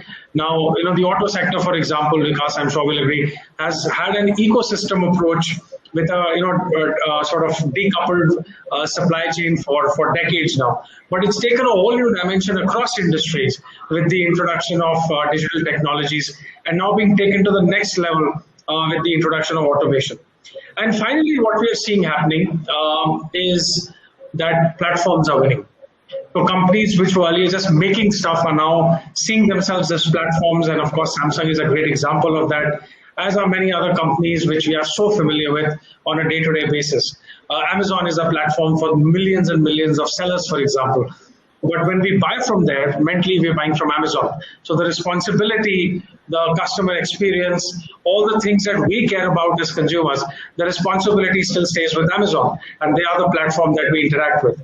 Similarly, if I'm buying a Samsung phone, Alok, right, I care if the phone works or doesn't work. I don't really care if the problem is in a chip, or actually if it's doing really well, if actually a superior chip is driving the performance, because for me, it's a Samsung phone. We'll talk about all of these things. And really, based on some of these findings of Edge Insights, our research practice, and I'm sure many of your experiences, we're going to really envelope this discussion around that. On a digital platform, of course, it's always we're always short on time. Attention spans are short, as we all know, as consumers of digital content as well. So I'll request you folks to give very crisp opening remarks before I dive into some discussions. And Vikas, may I suggest, as a representative leader from the venerable Bajaj Auto, why don't you take it away? All right. Good afternoon, everyone. I think Mr. Jaideep very crisply and very rightly has summarized how business needs actually drive a lot of technologies. And I think I would start with that itself, that including automation, most of the technologies are actually driven by the dynamics of the market, which one could broadly classify into 2 things. One is the competitive arena in the market, and other is the consumer perception. So if we see the way the markets have changed, let's say over the last 2 decades, it's more from mass production to batch production, from probably very few models to very multiple and very large number of models and variants available within each model. So this itself has posed a lot of challenges to the manufacturing industry to be able to cope up with, wherein the automation has definitely played a very important role and even provided a huge amount of competitive advantage in terms of quality, in terms of operations to these manufacturing industries. So talking about customers, even the customers have become much more demanding in the sense that their perception of quality, for example, is not the same as what it used to be. even in terms of aesthetics, which was probably not so much within the domestic market. It was not really so much value. But now that with the globalization, with like even Bajaj Auto, we export to 70 countries, and so maybe in the later part of the discussion, I would like to talk about how the quality has been a major player in adoption of automation. So I think I'll summarize by saying that it's the business needs which have driven automation to the levels which they are right. Okay, business needs which have driven automation to the level they are at. Dr. Aloknath Dev, you were always dabbling with various kinds of technologies at the Samsung R&D Institute, and I know it's one of the huge engines of innovation for Samsung worldwide. What are your views in terms of how automation is helping you to reshape how the R&D center works and the impact it's having on the end products that you make? Sure. So I think, many times we have been talking as CIO of the organizations, how employee tech could work or how IT could do it. And in the panel also, there are many people who will be taking that view. I just thought, since you highlighted in your first round on the platform, so let me take on the product side of it, in which what we do for the consumers and what consumers then can do in terms of automations. And in this round, let me just introduce that platform. We have this Smart Things as a platform, because you talked about phone and all the kind of digital appliances that people have at home, and notebooks to PCs to mobiles, wearables, and TVs. We can connect all of them. And in fact, the platform that we have, Smart Things, with an app, with some kind of hub and the cloud, all together when it works, we have been able to connect 150 million devices across the globe. And, they are seamlessly talking to each other to bring a business value or a consumer experience part of it. So when we look into it, the experience part, device to device, many a times it doesn't need to go to the cloud. So how can I give some automated understanding that it doesn't need to go outside, and therefore I could connect it? So device to device experience. When I connect to a hub, there are plethora of connectivity technologies. How do I choose which one based on coverage, based on power, and we could connect that. And then to the cloud, because when people buy new devices, they don't have time, they don't have luxury, they don't have knowledge to spend time to go and get connected to the cloud. And then two clouds could also talk to each other to give a business value. For example, if I'm having a smart home with Smart Things, and next door there is a smart parking by another private player, they bring it cloud, and we could connect to the APIs of the cloud to cloud and can bring in overall value. So this is the platform, and I will come back to your next set of questions to highlight how we are doing the automations and why. How interesting. Connecting to my neighbor's house would be so interesting. I'll write off the Wi-Fi network. Good stuff. Vishal, you heard from two practitioners, two very senior industry leaders. I'm of course aware that IBM works with several customers across the world and in India, helping them with automation and really embedding intelligence into the automation projects and programs as well. But let me not steal your thunder. Give us a couple of minutes on the IBM view of the world, and if a couple of war stories would be wonderful. Over to you, sir. Thank you, Jaideep, and good afternoon, everyone. Let me try and stitch the two views that have been expressed together from a technology point of view. I would say three things. Number one, we see the world as hybrid cloud and AI. What that leads to from an automation point of view is that it'll be an AI-powered automation world, which will lead to intelligent workflows, right? So what that translates to is that all the information-centric jobs that you have today, right, whether a task you're doing or a role that you're doing, those will be powered by intelligent workflows to improve the business performance and actually improve productivity. So AI is going to help that. Second most important thing, ease. ease of doing it, right? What that means, if I want to expand on that, is develop once, deploy everywhere, right?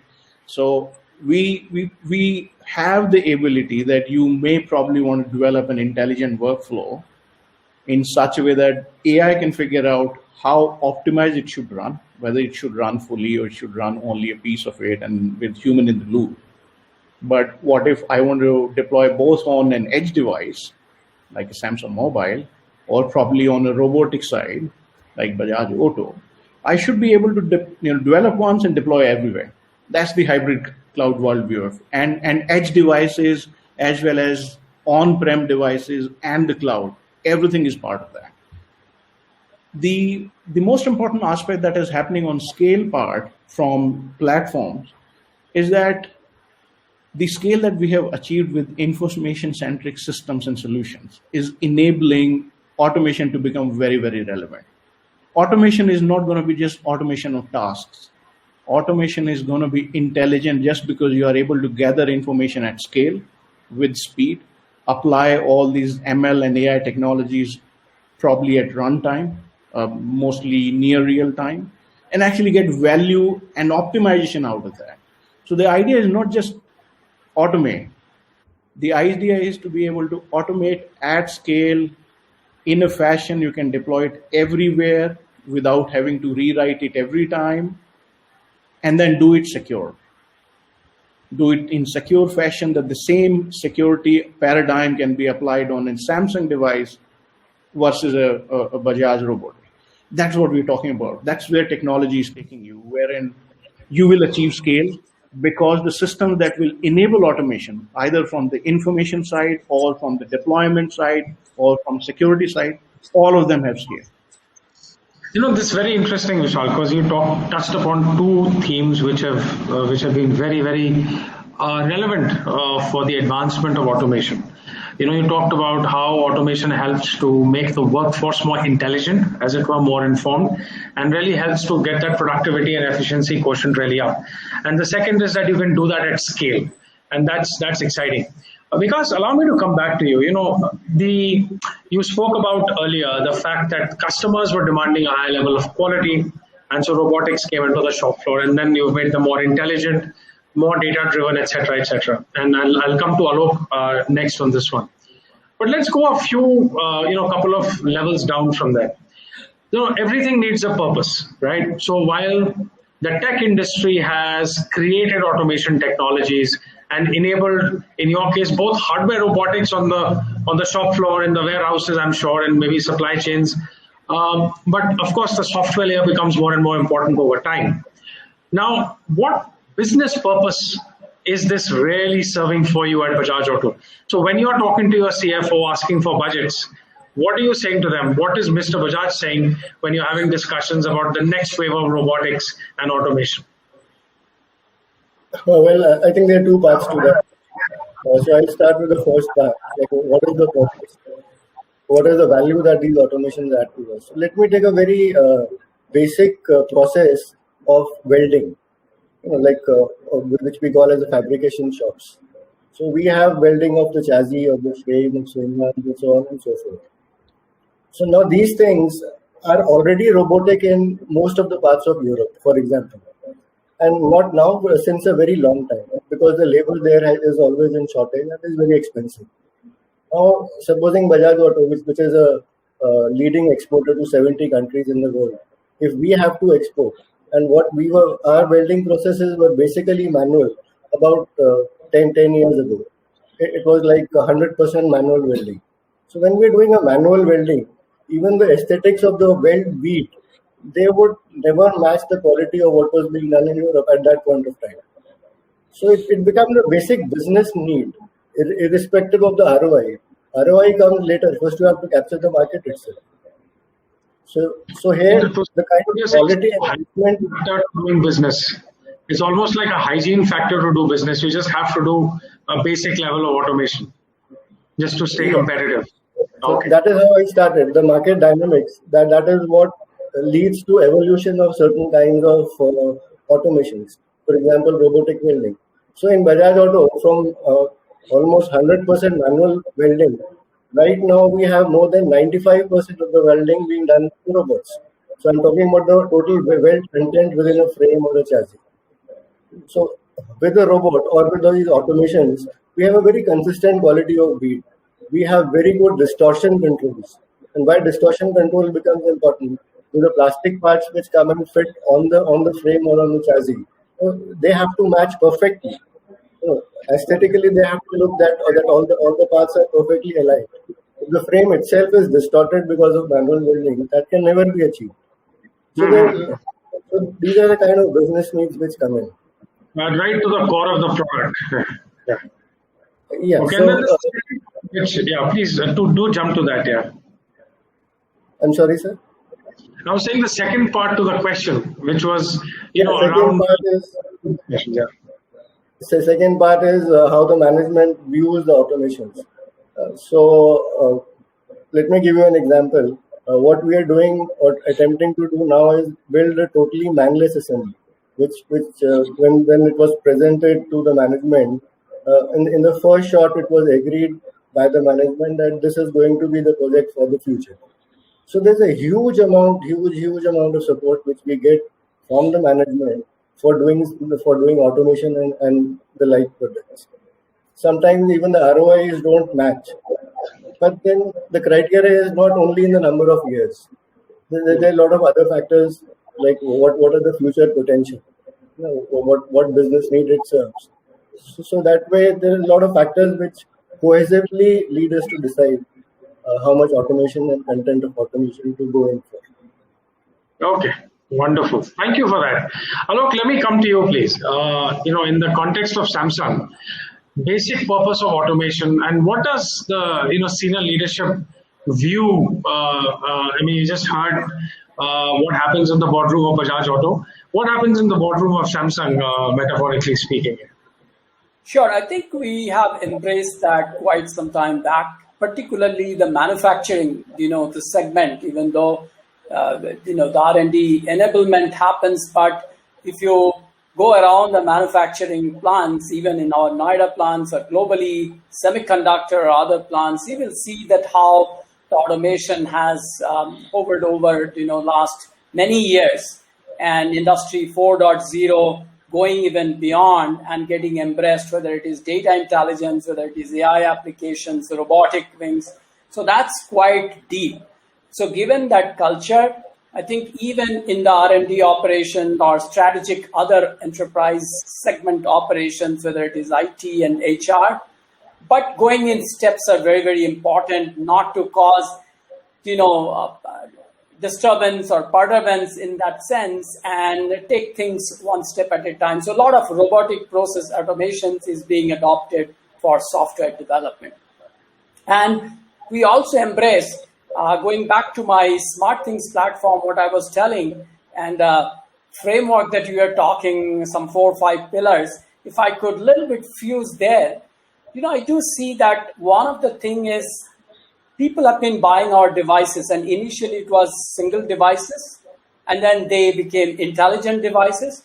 Now, I can't expect all of the devices that people would buy from Samsung. It will be from others. So we need an open ecosystem that we should work with. At the same time, we would love to have people buy our products. Why not? So as we do that and this connectivity thing, so we fuse the two things. One is how do we bring a multi-device connectivity seamlessly, and experience that is there, and consumer value. That is one part of the story. And combine the automation in the process of doing, so that when it comes to our cloud, we can optimize the costs. But people would also get those automations tools and views. And if you have lots of licenses and TVs and other things, you could actually play around and get a connected smart system. So very briefly, on your leadership, we thought about seamless onboarding, very easy onboarding. You buy a device, open it up, plug it in, Wi-Fi connections, gets to the cloud. All these credentials, other things should happen automatically. People shouldn't be bothered too much. Easy authentications. I have multiple devices. I can't spend my whole day just giving passwords and fingerprints. You should know that these are in proximity. this is being held in the same pattern, and therefore you can do authenticity. And connection technologies that we talked about. So one is the commitment on the leadership, and then the operations part of it, the operating model, how you do it. Like when we brought a Samsung account to connect all the devices, as soon as somebody purchases, I know that these are other devices. So that helps to even create the premise for automations. Otherwise, you can't know that they belong to the same customers. And thousands of devices, whether it is our own devices or ecosystem devices. For example, you can have a surveillance camera, you can have a doorbells. These are not from us, but we have embraced them. And thousands of such devices are part of this, which is not there. And then you talked about just the innovation part of it. There, the AI is playing a great role, because if certain conditions are fulfilled, you can then do automation. So automation part is simple, but what conditions will be fulfilled could be requiring some AI algorithms. It could be very simple, but it can also be a great thing. Like, for example, if an alarm is set and you can turn your coffee machine, but if you have to sense the person is awake and there is a sleep algorithm, that could be quite deep algorithm in that sense. So I think leadership to operations, to innovations in terms of digital twin and such AI algorithms, ecosystem players, and at the end, the platform that we are using is smart things. Let me just jump to you, Vishal. I mean, you again heard two perspectives from the co-panelists. IBM obviously works with several customers, and what are different business leaders and different customers telling you in terms of why they want your help with automation initiatives? Is it echoing what you heard? Are there other dimensions which we haven't really touched upon? Take it away. I will pick it up from where Dr. Alok Nath was saying. Let me say this.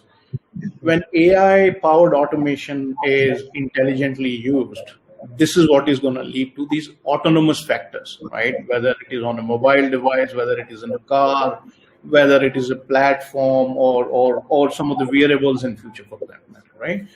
And we see a journey for that. When we interact with some of our clients, they may be at different parts of the journey. But the most important factor, Jaideep, that we have found is just like AI is working for AI today in certain factors like auto AI kind of things that we offer on our platform. Similarly, on automation, there are 4 steps that we see clients in. And AI is applied at each step to really help you adopt and optimize automation. So, for example, let's say instead of you having to decide based on just the business factors, you can actually combine the business and IT process and analysis of that to discover where you can apply automation. So today, AI can help you in discovery of the processes, discovery of the bottlenecks, and actually guide you towards these are the processes, these are the steps that can be automated. Second one, it helps you decide. After you've discovered, then you want to go to decide what to automate and how to automate. So what part is where it can actually tell you, and let me say this, it allows you to integrate everywhere. What if you want to automate something which is running on a mobile device, but being serviced by a cloud software piece? You should be able to integrate everywhere, right? And run it anywhere. So this whole decision of what to automate and how to automate itself is getting decided, and more insights are given by AI. So that's the second stage we see in clients. The most adopted one and talked one is the ACT one, right? Wherein we say that we want to do a low-code, no-code, RPA-based kind of an automation. But I think the most important factor we are hearing from our clients is that you need to empower your employees with intelligence that is driven and derived from automation to really be able to act.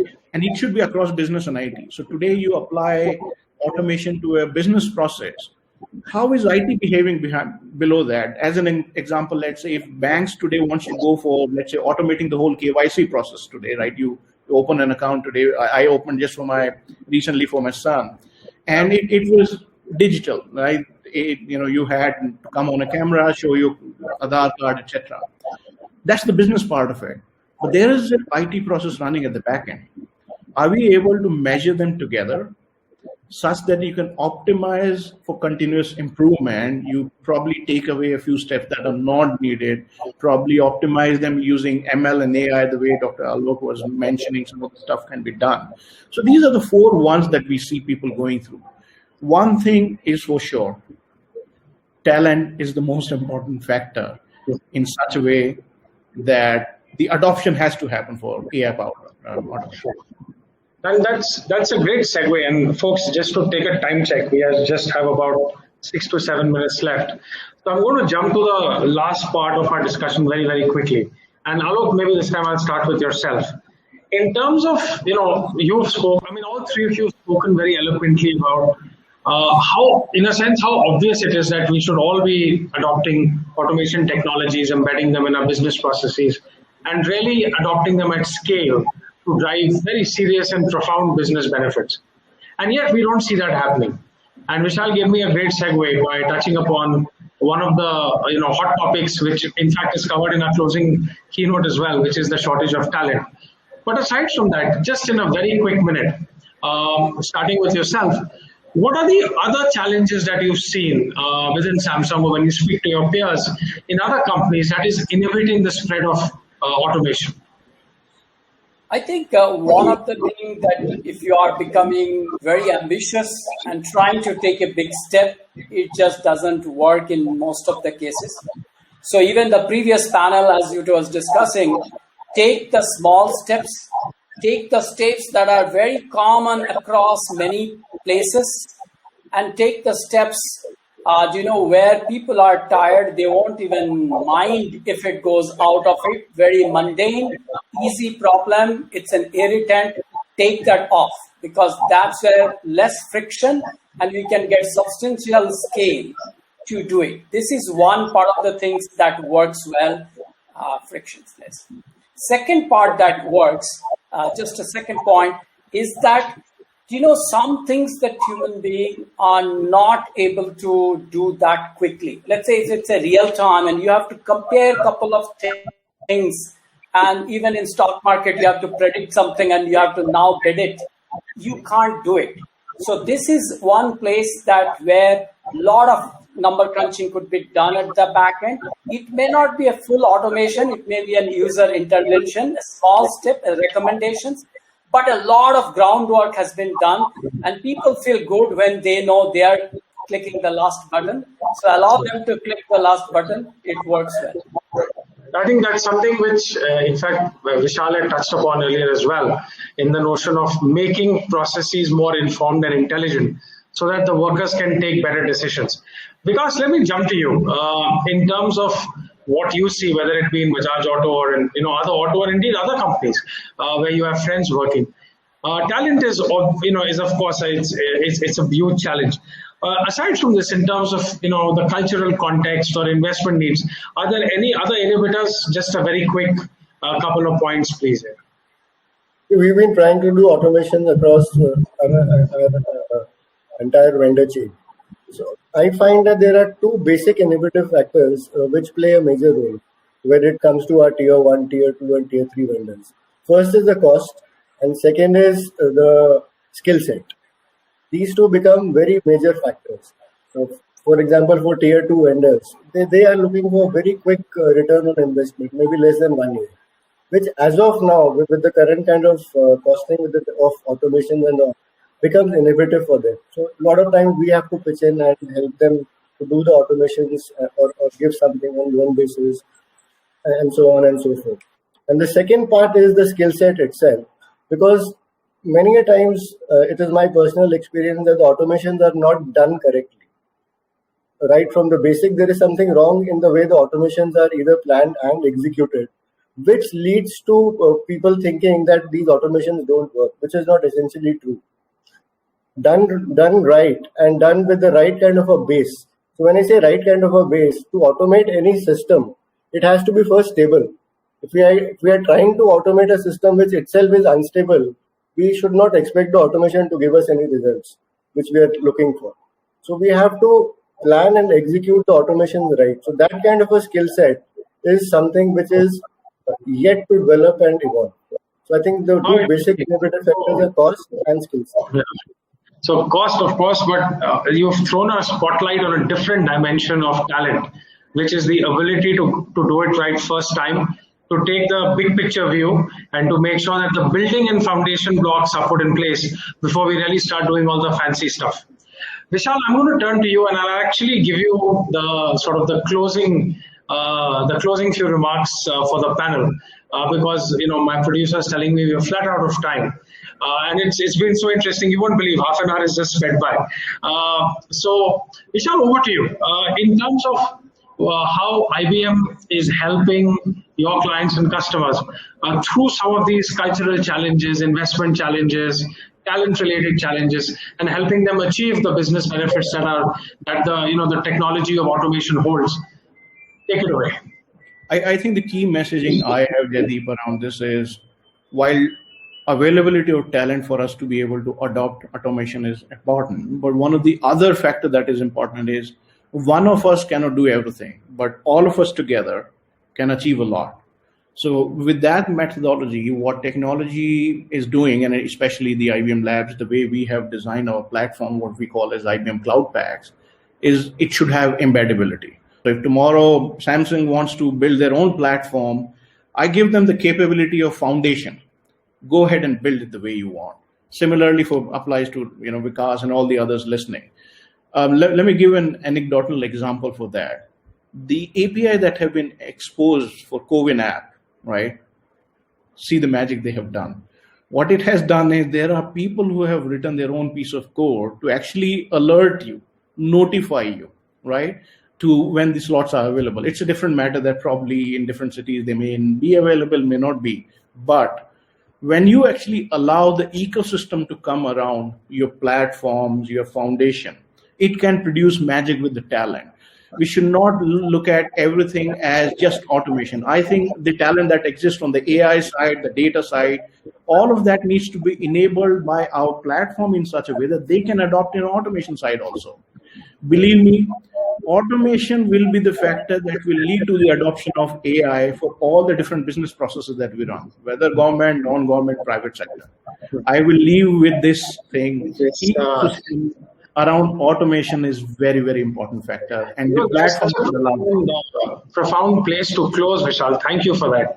That, as we travel the era of automation, actually good old-fashioned human values of collaboration, working together, good planning, good project management, good corporate culture, good leadership, all of these are the building blocks of success as you travel the automation journey.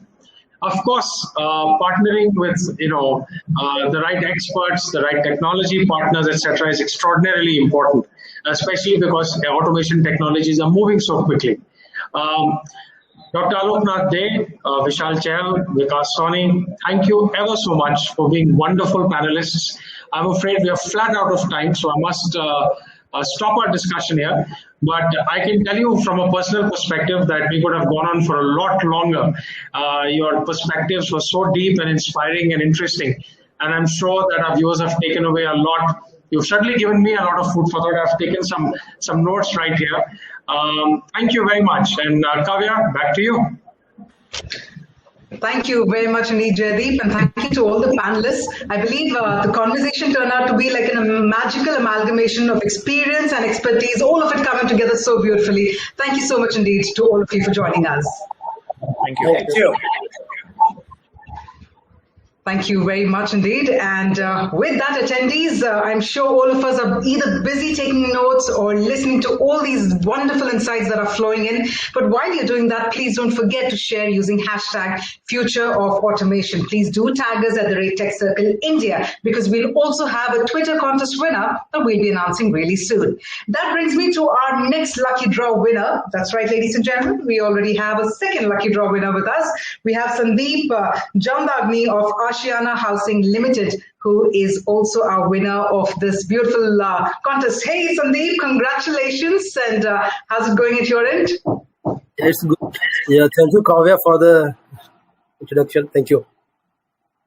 And congratulations, Sandeep, for being our lucky winner. Yeah, thank you so much, Sandeep. Thank you. And thank you for joining us at the program. I hope you're having some wonderful takeaways as well. So definitely. Wonderful. So yes, that's right, ladies and gentlemen, Sandeep Jamdagni, who is also our second lucky winner. That means there is still scope for more of you to also get lucky. So stay tuned because you may be that next lucky winner.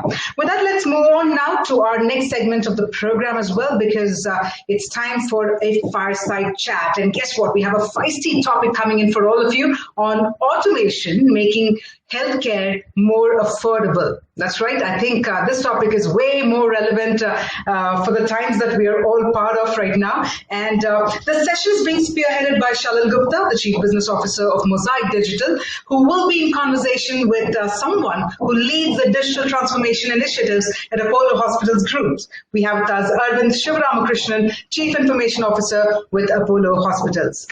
So on that note, Namaste, Arvind sir, and a warm welcome to you. And with that, Shalal, over to you then. Thank you, Kavya. Thanks a lot. Very, very good afternoon, Arvind, for joining us today. Gents, I would say it's Arvind is a close friend of mine, and he helped me a lot while my family was going on with the COVID perspective. So I've harassed him a lot. But being in Apollo and the country's foremost leading hospital chain, I would call it, or a healthcare chain now, has extensive experience from Arvind's perspective. So Arvind, not only being a close friend, it's an honor to be at a fireside chat with you. I don't see a fire between us, but I think we will create enough of it. Thank you, Salil. Always a pleasure talking to you. Thank you for inviting me too. No, it is our indeed pleasure and the honor as well. Arvind, I'm going to be straight into the discussion. I think you've seen a couple of discussions before which has happened. Automation has been talked about across verticals, fields, and so. But automation in healthcare means a very different story. I mean, I would probably say there are two sides of the coin. One side is any normal organization which is working. There are functions, they need automation. But healthcare and how we use automation in healthcare specifically to broaden our impact, I think we would like to first hear from you. What are those areas? How you perceive those areas? So, Salil, when we look at healthcare, it's a very, very personal topic. And the moment it becomes a personal topic, the expectation, unlike the other industries, is you always get personalized attention. There is that whole aspect of touch and closeness. And there are some hard facts that we'll all have to look at. And on a day earlier, probably it would have been difficult for me to explain the context. But today, the size of the healthcare that the planet needs and the quantum of healthcare that the planet is capable of providing are not comparable. It's not even fair for me to take a guess on what percentage we have. We are all experiencing the difficulties today. The pandemic has brought to light that. Different matter in terms of how we can bridge that gap. But one aspect that is always looked at, whatever care is provided, it has to be absolutely perfect. Healthcare is not a subject where I can have a percentage of success. It has to be 100% because everything is about dealing with a life. The smallest medical matter to the most complicated medical matter. That means that we need to have the personnel who are providing that care to be the best at best, 24/7, 365, equally replicatable. Equally replicatable is a job only for God. So that's probably where technology can share some load with God in terms of looking at all the work processes. And when we talk about healthcare, not limited to only the clinical processes, but also the entire organization that powers the clinical organization. So all of that when you put together and you start looking at every work process to be powered by technology so that the insights out of the data that happens for every transaction is transferred real time at point of care so that every transaction in healthcare is done with a high degree of surety. That surety brings in that realm of quality, and quality is absolutely fundamental to healthcare delivery. So when you look at all of that, then you're looking at healthcare being effectively provided, efficiently provided, and you're possibly looking at covering more in terms of the number of people we can care for in all walks of healthcare, not just the serious care, but also secondary care and primary care. So it's not only the tertiary care when I say serious care. And that's really how you look at bringing automation into every work process, not limited to only clinical, but also the efficiency of the operations, the supply chain, the human resource management, all of that very effectively put together. Arvind, I think you have built a good foundation in terms of what healthcare should be and how it should be looked at. But India is a very different country, right? We geographical, political environment, geographical environment, the economic environment, the affordability environment. I think I'm more looking towards, as you said, automation can actually bring information to the point of decision making. But automation cannot replace doctors, cannot replace nurses, I can understand. But then the area of clinical protocols, which is highly regulated, evidence-based, you need test reports, lab reports, you really need to understand what has happened in the history of a patient, and then bring it to a decision point where a doctor can actually see it and make a faster decision. If I can bring sorry to say this, today's state, if you look at it, the healthcare infrastructure in the country, where everybody is struggling today, if I can bring a 25% of efficiency, I can save 25 lives, right? Just to give you an example. Absolutely. I mean, where are we today in terms of that kind of decision making and automation happening? I think a very direct question on the Indian healthcare, where are we today? We are in the early stages. So we are not in a stage where we are not aware of this. We are not in a stage where we have not realized this. I think each organization, whether it is the public sector or the private sector, really doesn't matter. Every organization has started realizing the need for evidence-based care, pathways and protocol, the need for all of this to have a degree of automation so that it can bring in those abilities of repeatability and also ensuring the same level of care 24/7, 365. That's very, very important. Because keeping human beings at their best all around is a significant challenge. As an example, just look at it as a small example. Today you will see so many protocols on COVID treatment being made. What is released by the All India Institute of Medical Sciences? What's released by Apollo Hospitals? What is released by Johns Hopkins in the United States? Different levels of protocols. This is the beauty of evidence-based care. And you're also having this combined, particularly in India, with a level of Ayush treatment in terms of how you can boost immunization in a very scientific manner. All of this, when you look at these, if I may now call them algorithms, and if these algorithms are reasonably built into systems, and I'm saying reasonably built because there is one angle of absolute highest level of perfect automation, and then there is something that you can work with. So when you start at least at that early stages, then you are starting to build an organizational culture, both on the provider side and the consumer side. And that is going to increase the breadth of healthcare, the quality of healthcare. Again, if you're going to get into the next question that I can see you, I can see it in your lips and I'm going to put it out. Are you going to reduce the cost of healthcare? You don't ask it. I'll put it out. I know you're waiting to ask me that. You know what? With quality and with volume, that is bound to have a constructive effect. If you ask me a very direct question at what percentage it is going to decrease, very difficult for me to take a guess at this point, because systems will have to stabilize in terms of where are they finding their normal as it relates to costing. But clearly it is bound to have a positive impact. And here obviously our direct implication of positive impact is either keeping costs low or keeping costs well controlled as it stands to the economy.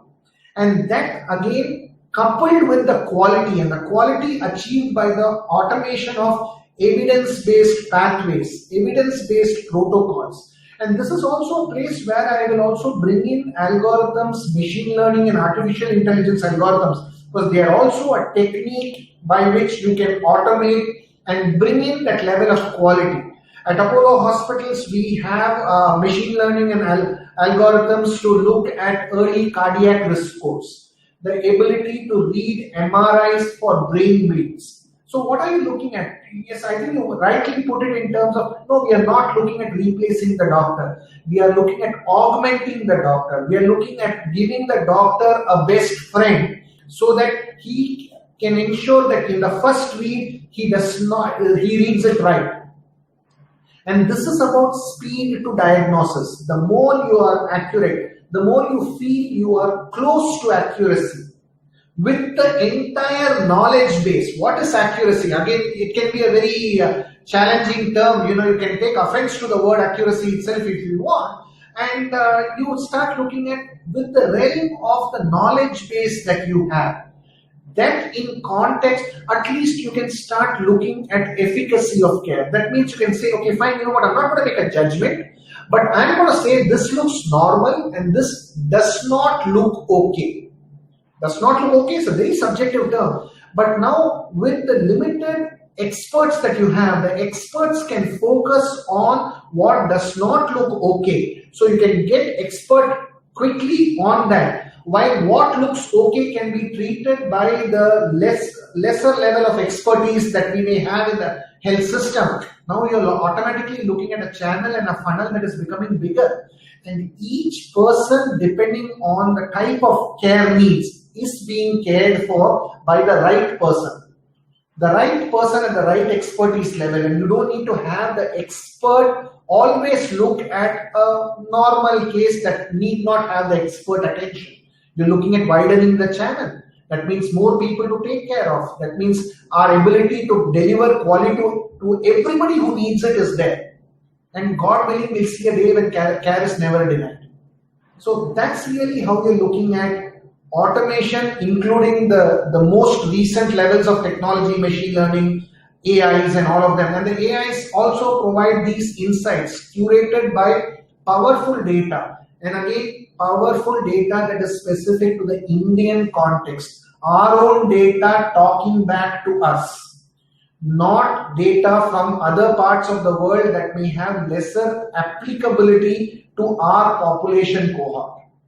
Yeah. So that's really how you can bring all these things together.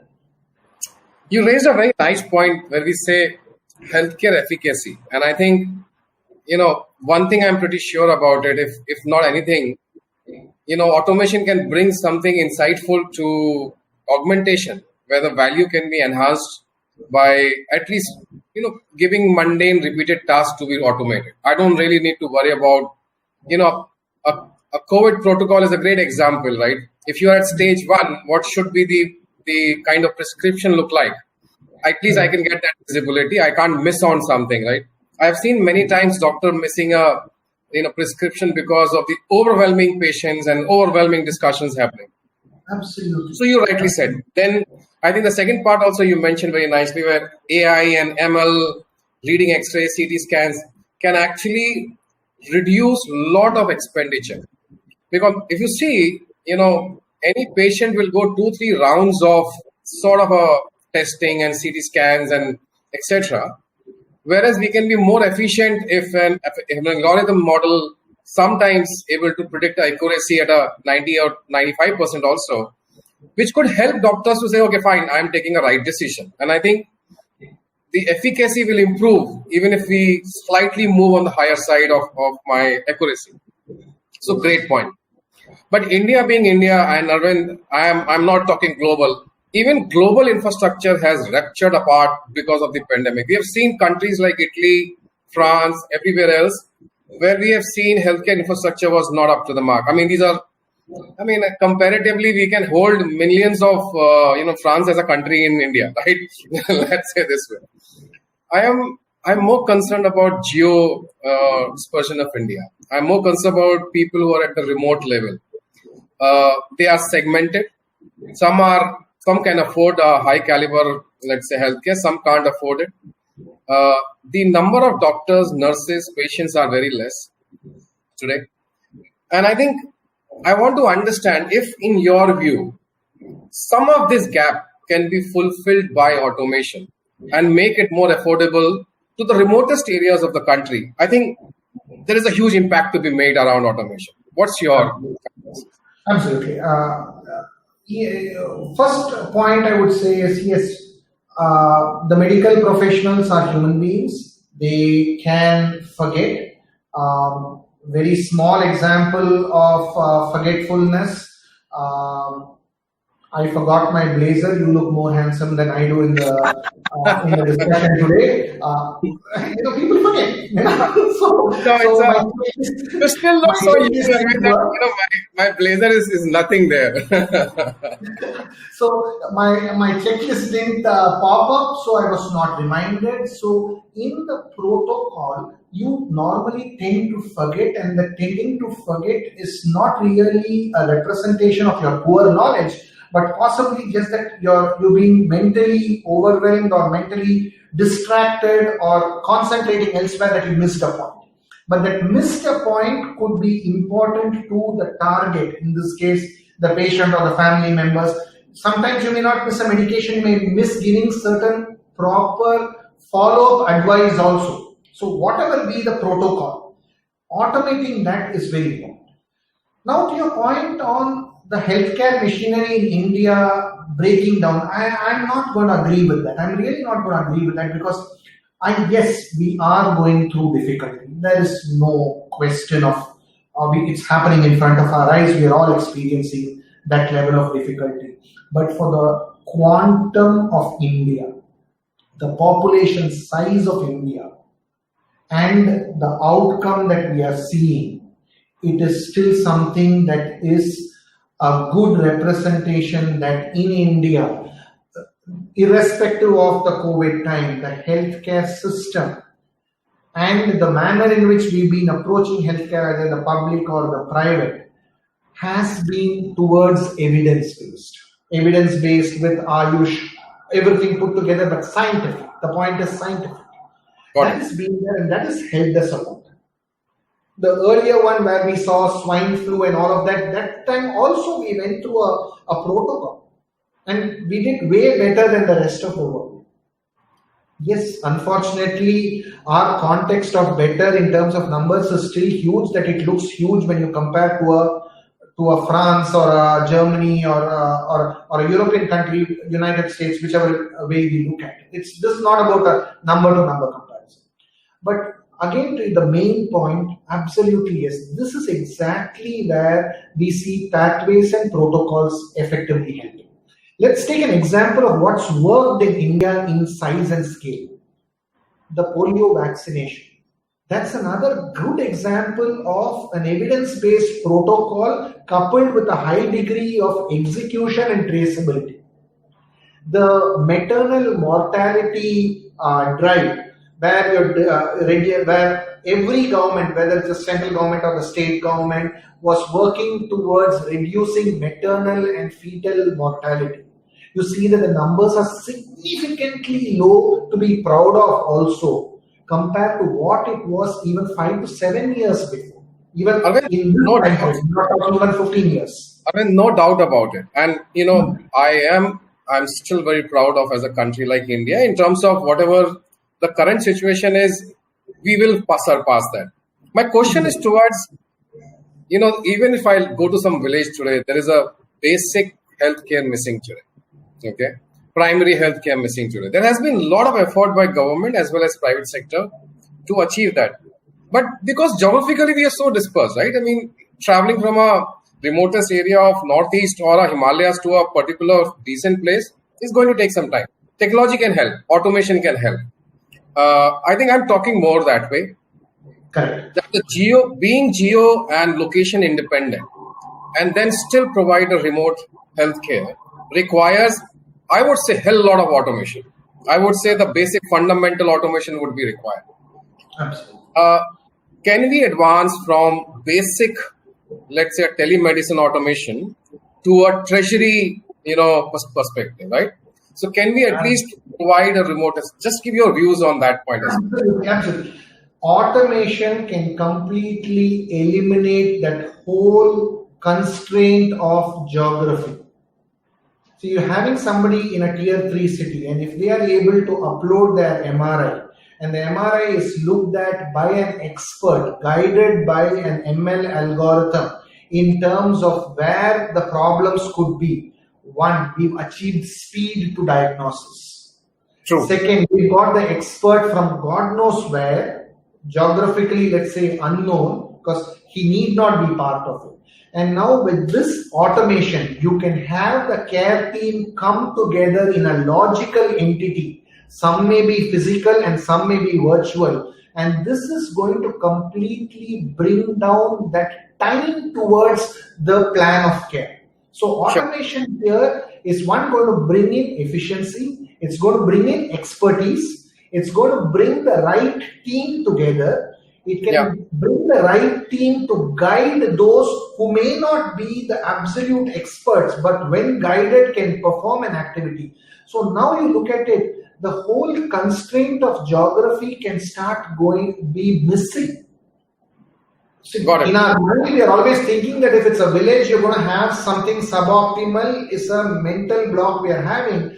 With automation, with all these put in place, with good clinically driven protocols, you'll have. And when I'm talking clinically driven protocol, I don't want to miss out on the other side of the supply chain, the human capital also, which are part of every industry segment. You bring all of them together. They will also be well guided. You'll have the right workforce, the right talent deployed for the right problem set.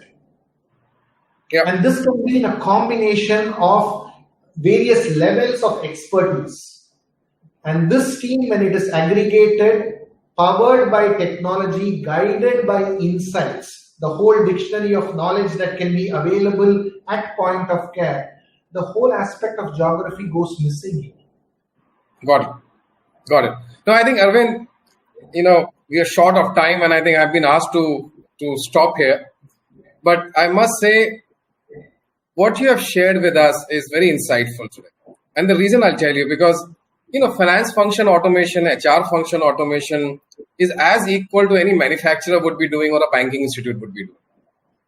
But having a different kind of an impact today, and the importance of the healthcare from a clinic perspective and, basic to advanced medical perspective is a way beyond economic profits and economic value. It's way beyond social value. It's way beyond, I would call it an environment value as well. There is definitely, I would call it, the bedrock could be technology, and within technology, I would say an automation, which has the potential to truly transform and change the game of the healthcare. I think we are sitting on something very nice. There is no doubt miles to go. We have to cover up a lot of ground. But if we have such people like you, I am sure it won't take much time. So, with this, thank you very much for joining us today. I am, as I said, pleased and honored to have you and in fact have a discussion with you, and a very insightful session. I hope audience will find the same. But it's in the virtual time, we are not able to meet up and shake hand is the disappointment for me. At some point of time, I'm going to fly off to you and meet you once we are all set. Okay. Otherwise, thank you very much. Thank you very much. Thank you. Take care. Thank you very much, Shalil, and thank you very much, Arvind sir, for joining us. I know that despite all the prior commitments and the time constraint, it was just so wonderful to listen to Arvind sir and his deep thoughts, most importantly. So I'm guessing, just like me, all of you also managed to gather some very pertinent takeaways, especially for an industry such as healthcare. With that, what we're now going to do is move on to our next segment as well. And while we do that, let me inform you that it's time for the Tech Talk topic. Before we move forward, once again, I'd like to thank our title partner, Automation Anywhere, and our co-presenting partner, IBM, for their fabulous support. So yes, it's time for Tech Talk, and here we will be talking about the dawn of contract automation. In fact, it's also time to bring on board a speaker who's one of the most well-read and prolific luminaries in the legal field. He's armed with more than 20 years of experience as an in-house counsel and has also worked with legal teams spread across different countries. Well, that's right. This afternoon, we in fact have the presence of Dr. Akhil Prasad, who's the Director, Country Counsel India, and Company Secretary with Boeing India Private Limited, to share his thoughts in the form of the Tech Talk on the topic, the dawn of contract automation. So once again, with that, thank you very much, Dr. Akhil Prasad, for joining us this afternoon. And with that, over to you, sir. No, can you hear me well? Absolutely, sir. Thank you. So first of all, thanks for a wonderful introduction. And, it is indeed my pleasure, to be at this forum where, perhaps when I was looking at your speaker profile, I was the only lawyer, apparently, among the speaker panel. So, when we talk about technology and automation, we talk about artificial intelligence, and we talk about machine learning. This is all music to ears because the industry that I represent, which is aviation and defense, it cannot be complete without artificial intelligence and machine learning. So as we develop products and services, so the view on contracting for me is similar. That when we started, when I started my career in 1990s. Early 1990s, there were very few computers, and we had those eras where contracts were typed on a typewriter, or you would have a stenographer. We were not allotted computers, and the stenographer would type what we dictate. So from that to today, where we can do complex contracting, on our own computers, we do not have stenographers, we do not have the staff support, but still, we are able to generate a lot of contracting. So my view is that future definitely is for artificial intelligence and machine learning, and the kind of automation it will put into the contracting system will be phenomenal. It is like I'm talking and, somebody and have explained to my robo assistant or to my computer assistant, which has that intelligence like a human, to be able to draft something is not very far away. In fact, when I was trying to read something before coming to this session, so I think there are already a lot of companies that are offering these kind of services. But the question that perhaps it's a little early, the concept is great, but I think it is a little early in today's world to fully describe the use of artificial intelligence and machine learning in contracting. And why I say so is because if you are generating volumes of contracts, perhaps it may be a good idea to rely on something which is an artificial or a machine learning. But if you are doing a very, very complex transaction, because legal contracting we cannot generalize that contracting is one contract, and this is how a contract is written. When parties negotiate, especially when there are big transactions, it may be very different, and the reliance on artificial intelligence and machine learning at this point of time may not be very useful, especially as and if the contract or a contract management system gets more complex. So my view is that, yes, artificial intelligence and machine learning will be great enablers. But, when we were looking at hearing the previous session also, as our panelists had said, that you can't do away with doctors. So likewise, you can't do away with lawyers and judges, because somebody, in some session, it was a very interesting session where, somebody said that if we are able to put artificial intelligence and machine learning in courts, whether can we do away with judges? So likewise, the question that comes is that if we are able to put artificial intelligence and machine learning with law firms and on the web, can you do away with lawyers? Perhaps the answer is no. What will perhaps happen is that the lawyers and the judges and the judiciary will be assisted by these tools, where we will see perhaps a lot of value addition through automation, in terms of, for example, if a judge were to deliver a judgment, somebody needs to type it. I think that typing process may be substituted by artificial intelligence, and as the judge is pronouncing a judgment in the court, perhaps you still get orders online in 24 hours or 48 hours, but then it may be even quicker. As the order is announced, it is simultaneous. You get a printout and it's sealed, signed, and then things are done.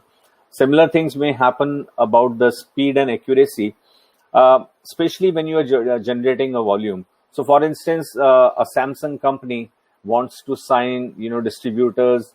They have thousands of distributors, and they want to change the contracting. Perhaps artificial intelligence, machine learning will be an enabler to do those volumes.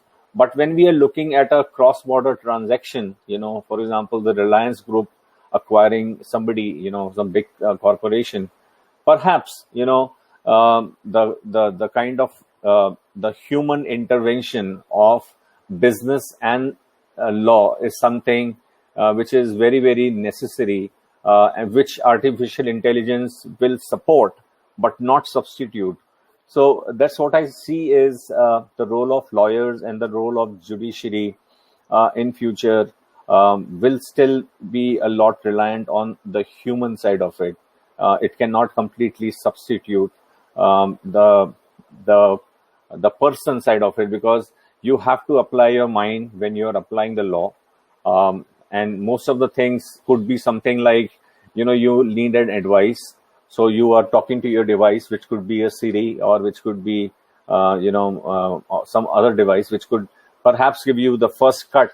Or like today, if you have to search on your web browser about an issue, for example, if I want to read something about prevention of sexual harassment, what are the latest judgments? I do a Google, and then I can see a lot of citations and recent challenges and developments which are happening in that space. Perhaps artificial intelligence would be the next generation, or the machine learning would be the next generation of that kind of a query. Perhaps it could read your mind as to what exactly you want, and perhaps it can ask you questions and then come up with a summary which lawyers normally want, which they call as precedents. So when you are drafting something in terms of contracting and you want some precedents or some recent court judgments, perhaps that tool of artificial intelligence and machine learning may give you that intelligent insight as to if in your particular case these are the citations. So that kind of help becomes you to in enabling a speedier decision making, in terms of contracts, and the greater application I would see in terms of our judicial system, where it may be a very good tool for the judges. Today they may have to devote a lot of time when they are deciding on a particular case. They have to do a lot of reading, research.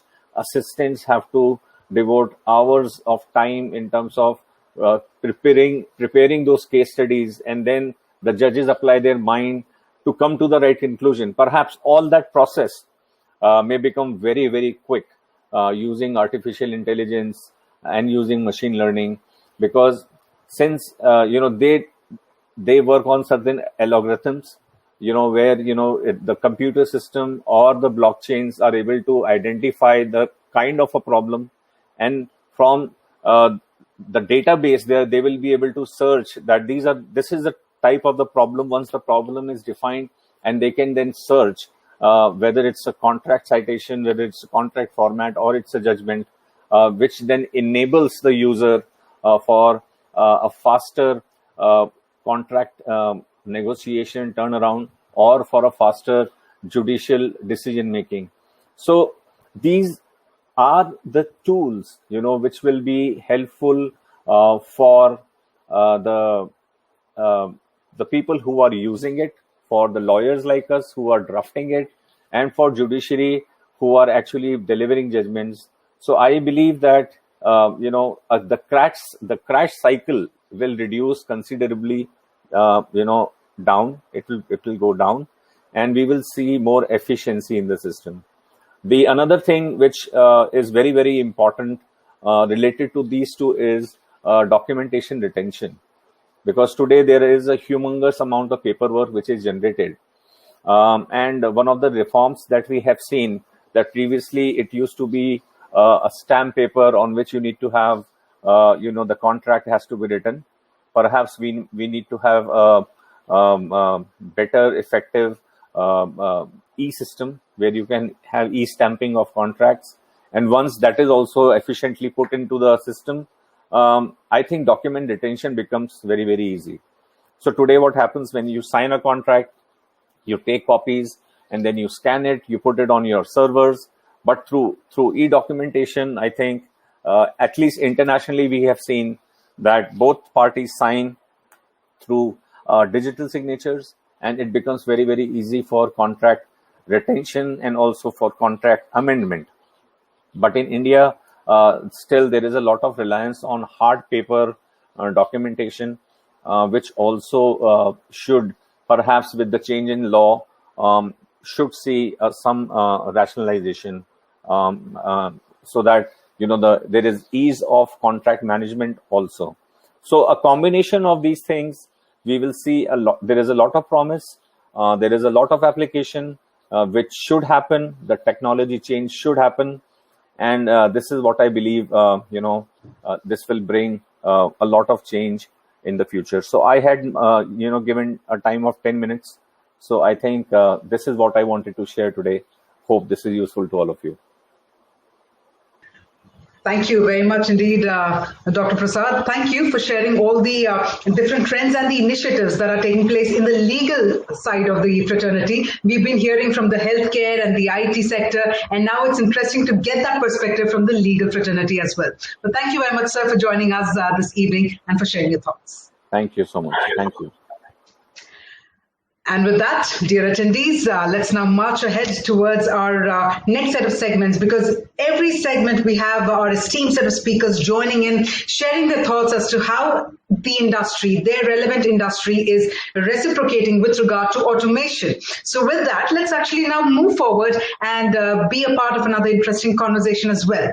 While we do that, it's also time to gear up for another interesting factoid coming up right up on the screens around the title, Automation Revolutionizing Manufacturing. Let's take a look.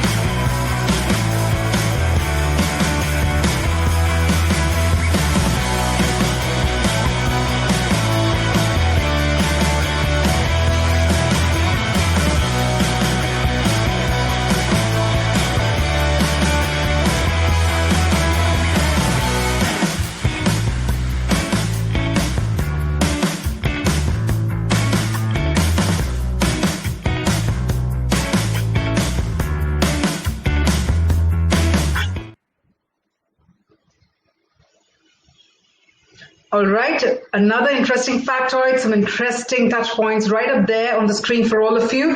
With that, well, it's time to switch gears. It's time to accelerate ourselves towards another interesting panel discussion. While we do that, I'm going to urge you all, keep those tweets coming using hashtag Future of Automation. Please tag us at @TechCircle India. And trust me, towards the end of the program, we'll also be announcing the Twitter contest winner. In fact, after the panel discussion, we'll also announce the next lucky draw winner. So yes, now that we're all set for automation revolutionizing manufacturing, let's quickly bring on board our set of speakers, some really esteemed names who will be indulging in a very, very interesting conversation for all of you. First up, we have with us Amresh Chakrabarti, Senior Professor and Chairman, Center for Product Design and Manufacturing, Indian Institute of Science.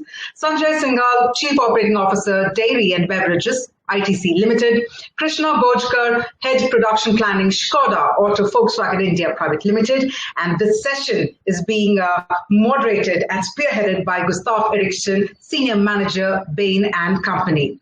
So, well, on that note, let's have all of our speakers join in on the main screen as well to indulge in a very, very interesting discussion. As I've also already mentioned, it's time to switch our gears and accelerate ourselves. So with that, looks like our speakers are joining in, and I'm going to hand it over to Gustav. Over to you then, sir. Thank you so much for the introduction. I'd like to first of all start by thanking our panelists for making time for this today. I think this promises to be a very exciting discussion. I won't ask them to spend too much time introducing themselves simply because introductions have been done, and I'm sure there's a lot to cover today. So I will dive straight into the questions. I think we saw some interesting statistics, and I'd like to, in the spirit of making sure Bain and Company is also part of that conversation, also making sure our voice is heard in terms of some of those insights. We've found that about 75% of clients we work with in the industrial space experiment with digital operations use cases. Yet only about 25% of them achieve any kind of meaningful scale. So Amresh, I'd like to start with you, given I think you have a pretty broad perspective on a range of industries and can provide a bit of an outside-in view here. But from your perspective, what can companies do to ensure they effectively plan long-term for this sort of Industry 4.0 journey? Sorry, Gustav, the question is to me, right? Yes. Yeah, okay, right. All right, so I think we probably need to take one step back and ask ourselves, what is it that automation should do in the broader scheme of things? And so we need to focus from automation specifically to all the resources. And what is it that's going to do for the KPIs and the ROIs, both short-term and long-term? So if we take that view, then we need to ask that question: how is it that automation is going to empower all the activities within organizations and also within all kinds of organizations? We need to, of course, be sensitive to the fact that there are different kinds of organizations, small and big, and there are also different intensities of people, need for people within these organizations. So there are people-intensive organizations, and there are also what I would say data-intensive or capital-intensive organizations. And this is not divided among the sort of rich and poor organizations. For example, within the automotive sector itself, some of the topmost automotive manufacturing companies, high-end like Lamborghinis and so on, are highly manual-intensive, and some of the other automotive companies are highly capital-intensive, like high-throughput companies and so on. So we need to ask, and I want to maybe start on this MSME point a little bit more, because as you know, any company, any country, a major portion of the manufacturing jobs reside with the micro, medium, small enterprises.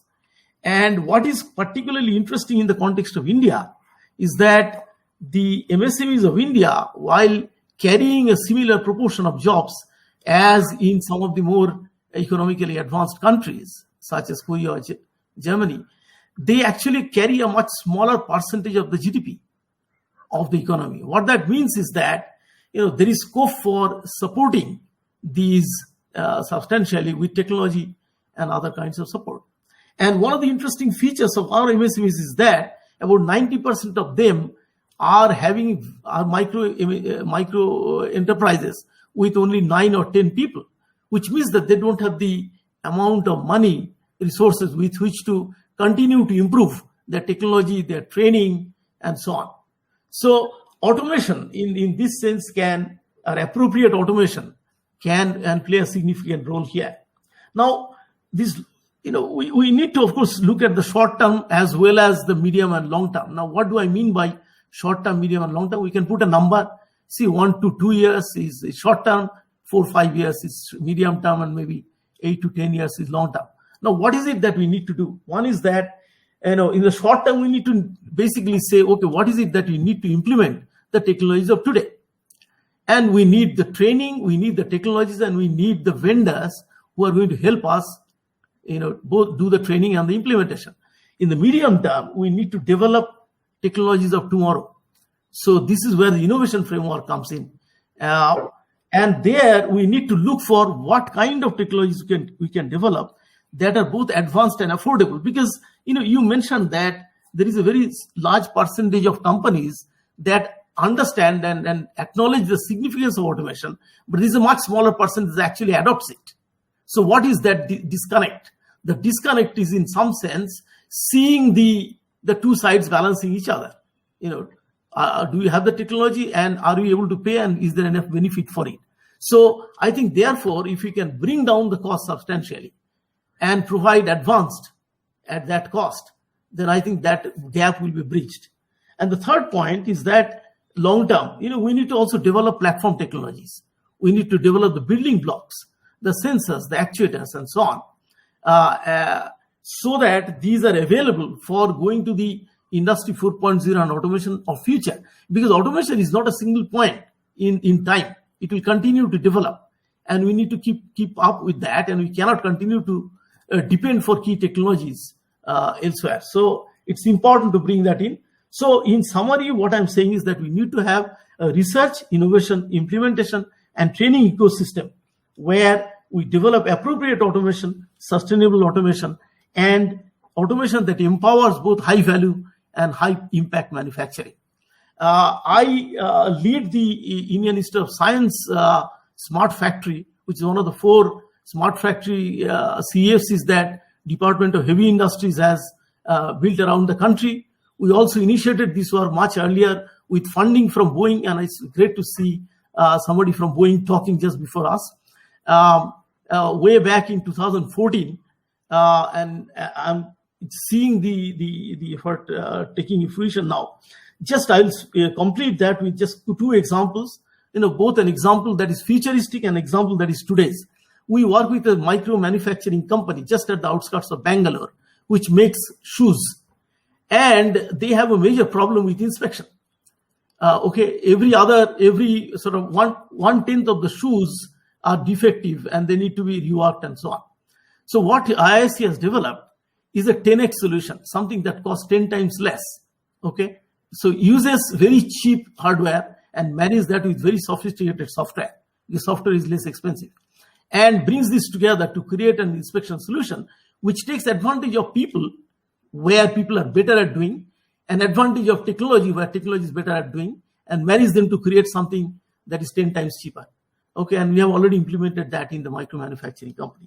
Second is a futuristic example, working with one of the topmost automobile manufacturers. And this is where we are creating the robots of tomorrow.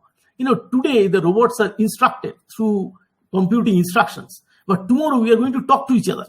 So there are other modalities, speaking to them, giving eye gestures, and so on. So what are the robots of tomorrow? And I think we need to bridge these both ends, the short term and the long term. Thank you. Perfect. And Amarash, I think you raised 2 interesting points there, which I wanted to touch on with the rest of the group as well.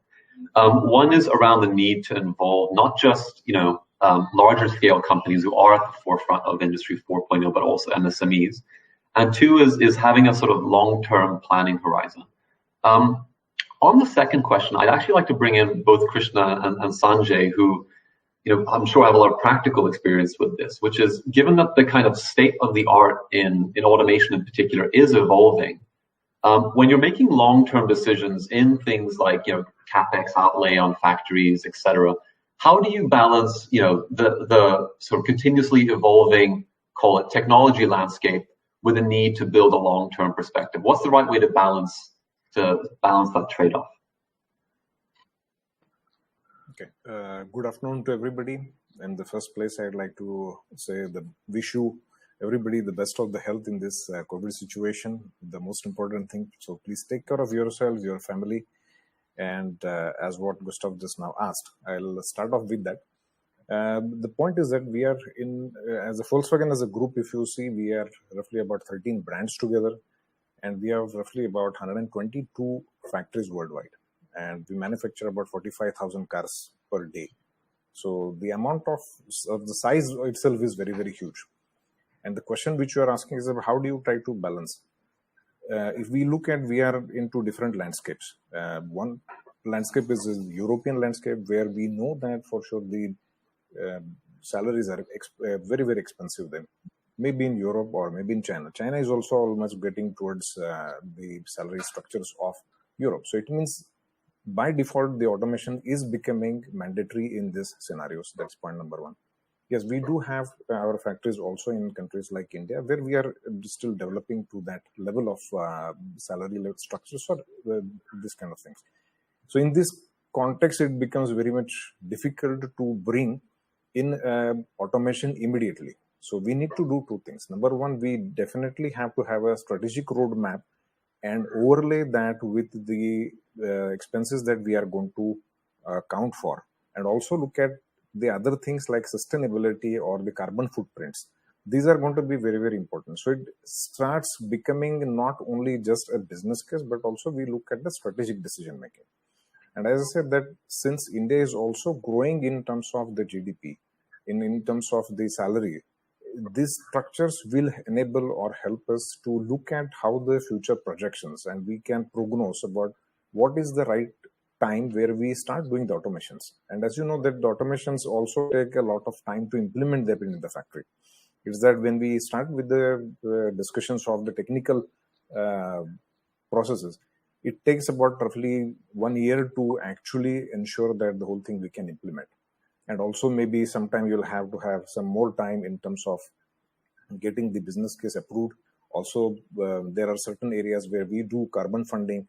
There are certain areas where we try to bring in local innovation. And that's one of the very interesting points that we are trying to look, because we can't take the automation which has been implemented in Europe as it is. We need to look into a much more innovative way to bring a similar type of delivery, however, at a much more lower investments.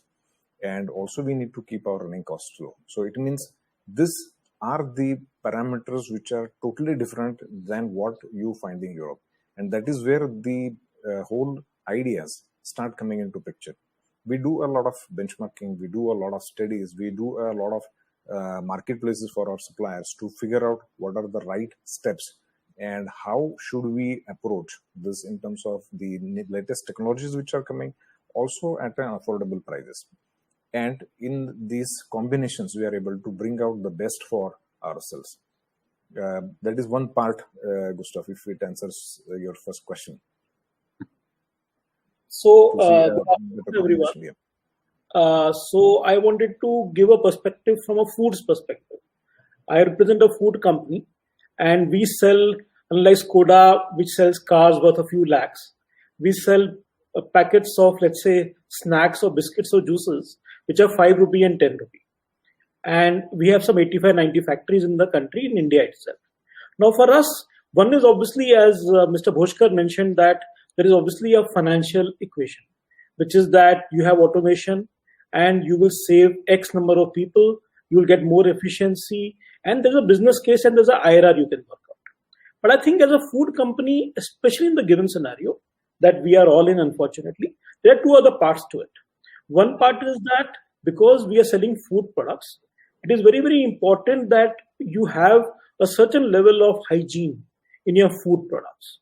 So versus earlier when we were packing, I mean, we sell a 5 rupee biscuit and there's a secondary carton of 40 biscuits or 60 biscuits, which used to be packed manually.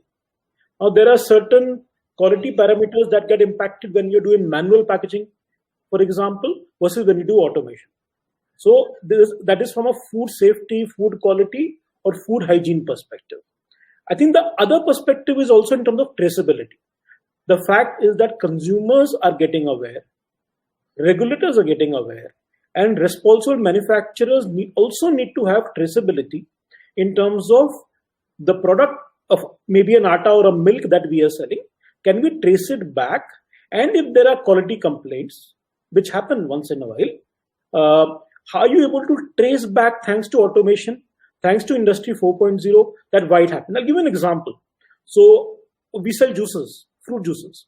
So in fruit juices, if you get a complaint that I bought this pack, it has a fungus in it, it has a foreign material in it, or the product has gone bad.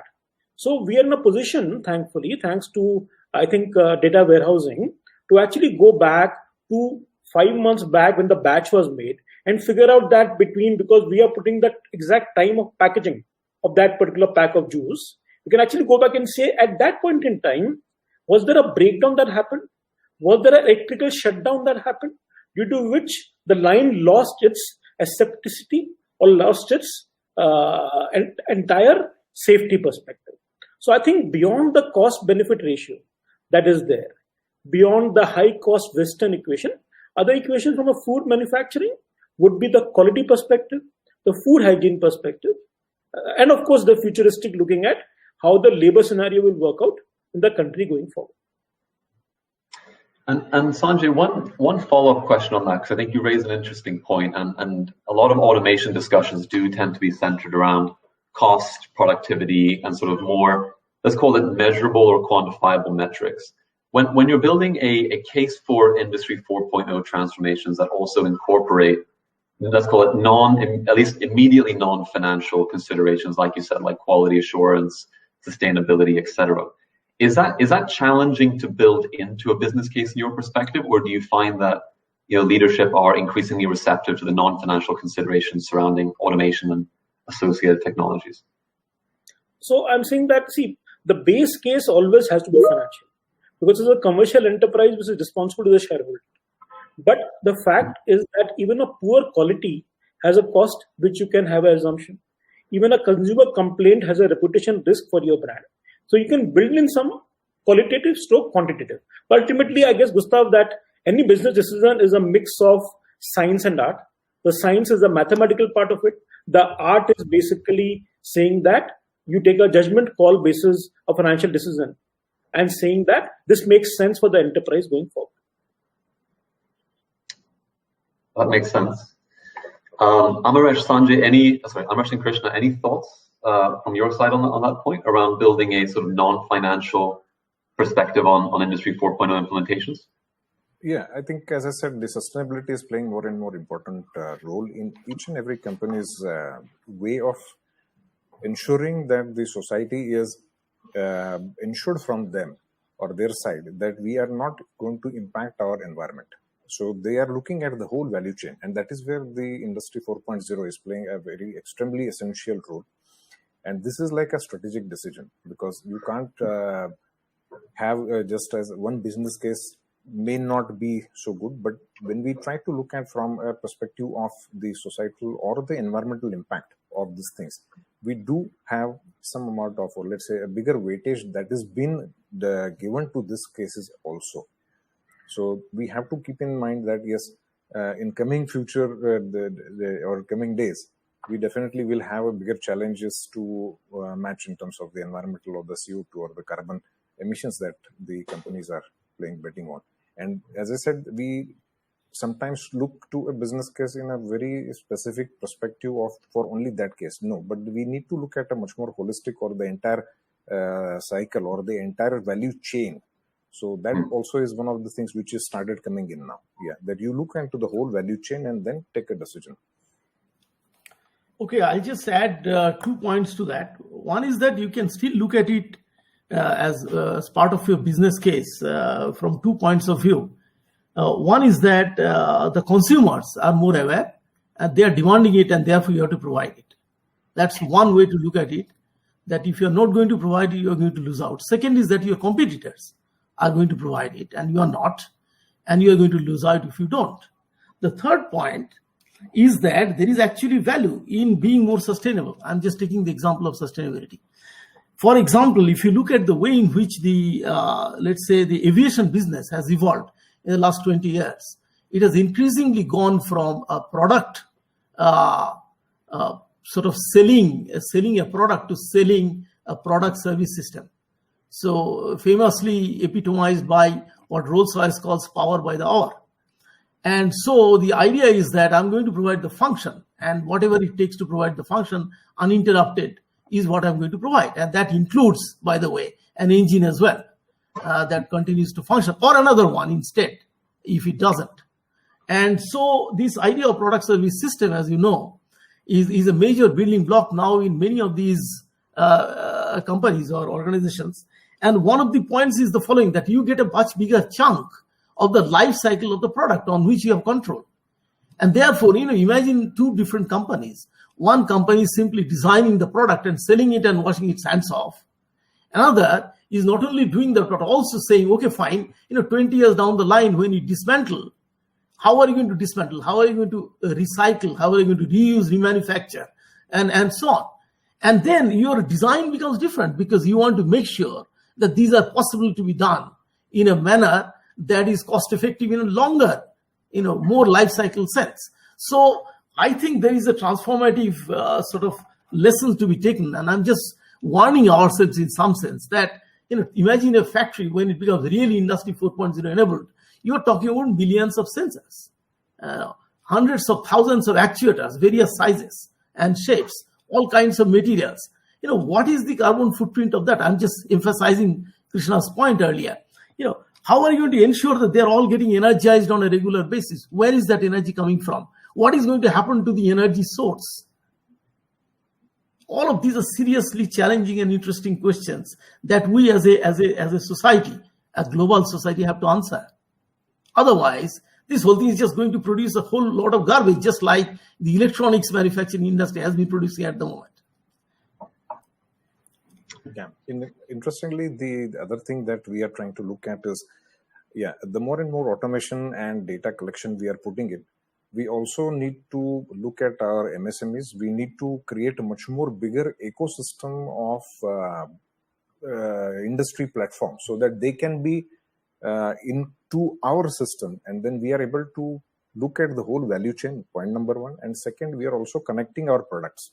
As I said, the automation is going to help in terms of looking at how the products are performing in the market, what I need to do for the real-time basis to change my products, how fast I'm able to bring in to the market the changes in the product, also the new products. So one part, as we say, is the mechanical part of it. Second part is looking from the electrical or electronics point of view. And the third perspective which we are trying to bring is trying to bring the knowledge of all the performing equipments or the components or even the final product and how they are in the market, which we are able to figure out what is the best way still to optimize the whole value chain and through the life cycle. So I would say automation is not dependent only on the factory, but looking at the product perspective and the whole value chain where we can connect everything. Absolutely. Gentlemen, I'm conscious that we're out of time here, but I want to just take a moment to say thank you so much for making time to share your insights. Much appreciated. I'm sure the audience has found it incredibly interesting. So thank you guys so much. Thank you. Thank you. Thanks. Thank you. Thank you very much. Bye-bye. Thanks. Bye. Thank you very much indeed to all of our panelists, as well as to our session moderator, Gustav, for beautifully moderating this session for all of us. And yes, indeed, ladies and gentlemen, all of our attendees, I believe another enriching discussion that we all witnessed this evening. What we're now going to do is quickly announce for our next lucky draw winner. And I hope all of you are all set to find out who's our next lucky draw winner. We'll make that really quick. The winner is Neeraj Mehta from Apollo Tires. So congratulations to Neeraj. Congratulations to you, sir. And quick thoughts?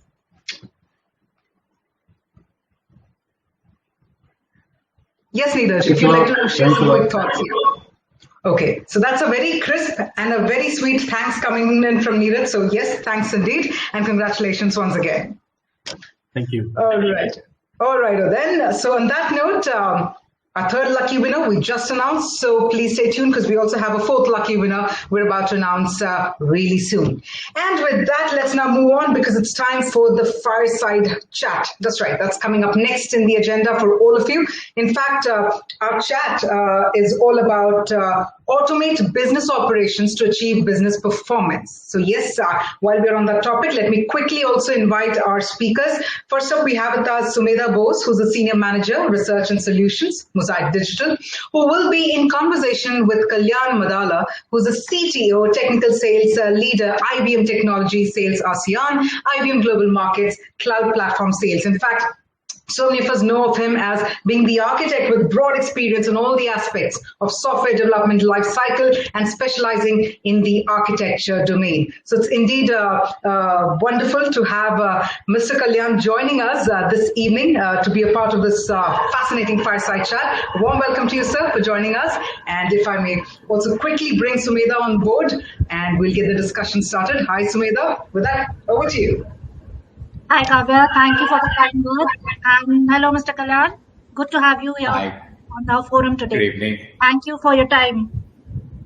So I'll just come to the topic straight away. The introductions are already done here.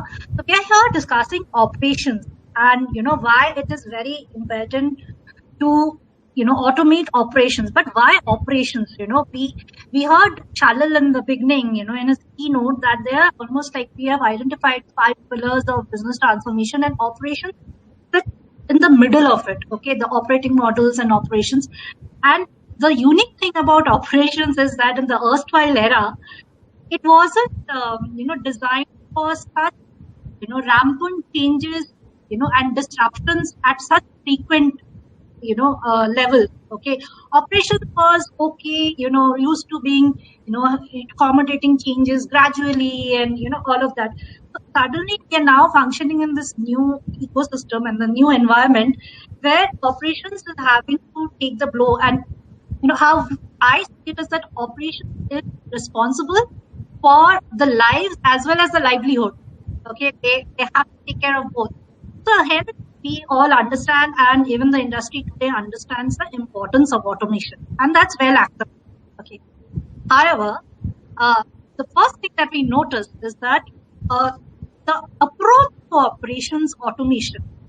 Okay, even when we it's not about how, it's the approach to it, right?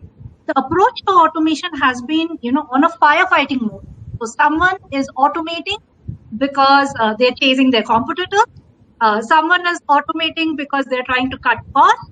Okay, someone suddenly realizes that it's a business effectiveness or a process effectiveness has been impacted, and hence the need for automation. Okay, but then in the current environment, the dynamics of the environment has changed drastically, and in the recent past, more importantly, now we're looking at global operations. We are looking at global supply chain being disrupted.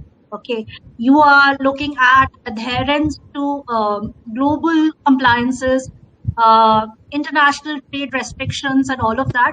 So you could not be approaching operations with a myopic view. Okay? So my first, conversation with you, the first point that I want to, address is that this is where we see the leadership role. Okay. Most significant, that how leadership can be the radar as to how automation is being approached in operations.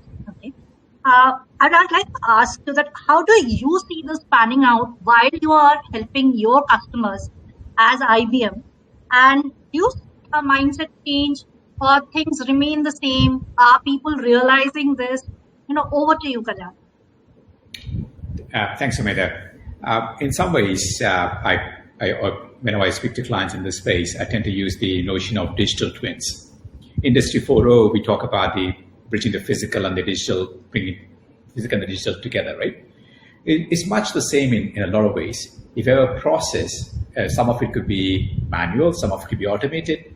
And the reason why Industry 4.0 is such a big thing is because we're trying to create a digital twin, which gives us much more rich information, much more insight, so that we can either take predictive actions or preventive actions and so on, right? Or even work towards improving the overall throughput.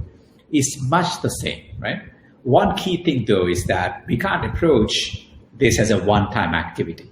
The key thing is a mindset, is a culture of continuous improvement, much like what we were seeing with the Japanese manufacturing system in the past, or these days with software systems with CI/CD, is exactly the same mindset. How can I improve my process? It could be incremental, but how can I improve my process continually to achieve better throughput, more straight-through processing? And what I would say is the new, in the current context, resilience. Because if your process is orchestrated to work a certain way, the factors have suddenly changed. All of us are doing this even from home now. So factors like this could change and shift. As you said, many factors are creating challenges for the execution, right? So we've got to figure out how do we achieve the resilience as well, right? Which goes back to, it might sound like a big thing to talk about resilience in a process design, but the intent there is that if we can respond quickly, we can rewire process quickly, and be able to sense where the breakdowns, we are able to sense where the bottlenecks. That gives us the ability to orchestrate and respond, right? That's how we achieve resilience.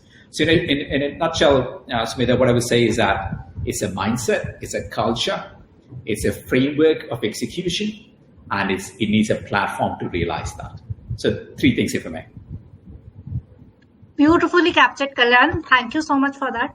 So yes, mindset, you agree that, the mindset and the platform and everything.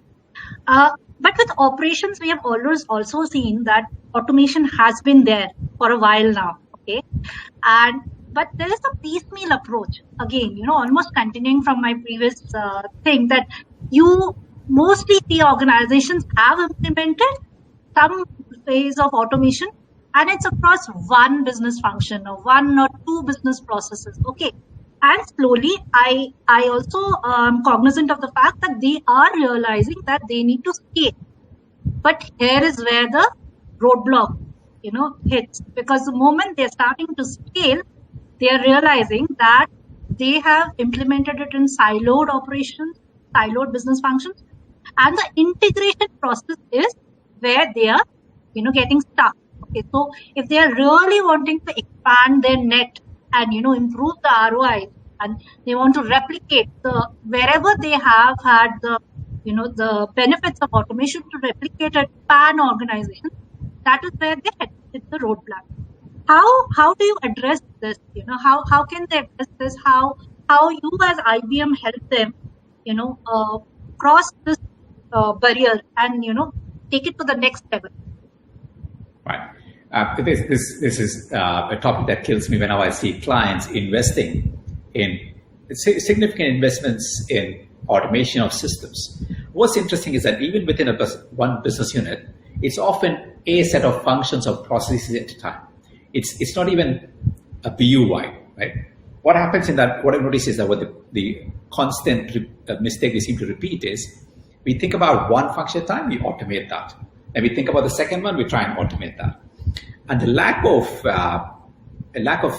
acknowledgement of the fact that we're going to have lots of islands. We're going to have lots of islands within one BU, across BUs, and potentially our extended enterprise with partners, customers, suppliers, and so on, right? We don't see them as a unique ecosystem that makes us relevant as an enterprise. We tend to think of them as separate systems by themselves.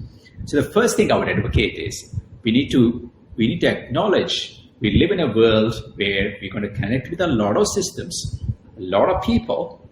Some processes are going to be fully automated. Some need manual interventions. Some could migrate between the 2 categories depending on the situation. And we also need a platform approach, a platform orientation that can help us address the ecosystem-wide problem, right? So that we go into this automation exercise with a mindset that I need a platform for today and the future that's able to orchestrate all these islands we have or the future islands we might have, right? That's a platform approach. The third thing is automation and process automation tends to be an IT domain. I think that's the wrong starting point in my view. We're going to democratize the access to these automations. If it sits in the ivory tower of IT, the business, we never going to be able to respond to the business at the speed they want to respond with, right? So what we need to figure out is that how do we build a platform and how do we give the tools to our business so they can rewire their processes, their integrations, their automation in real time, right? And this has to be, we have to be pragmatic also to establish what is good enough automation, what is good enough integration. I'm a technologist. As technologists tend to be at times a bit purist, but we also got to be pragmatic to recognize what is good enough for the business need, what gives us agility. I think that's the balance we achieve. So, in short, I would say we got to recognize the need for catering for the future of a lot of islands of automation. We got to build a platform for it, and then we got to set the right framework to democratize automation and give the right tools for people to do things faster. Fantastic, Alan. But that automatically brings me to the next question I have in mind is that when you say what is good enough for me, I need to understand how do I measure the efficacy. Okay, that's almost like the obvious question that comes to you, right? That what are the KPIs do I measure? How do I measure? What do I measure? How frequently do I measure, right? How do I know that my ROI has been good enough and now, yes, this is the time to scale and everything? So your thoughts on that? Absolutely. That's a fantastic point, because often we automate, and at times the IT team might automate, the business team might come back and say, I'm not entirely certain this money was well spent. So reason for that is because we are unable to articulate the value of what has been realized or quantify the value, right?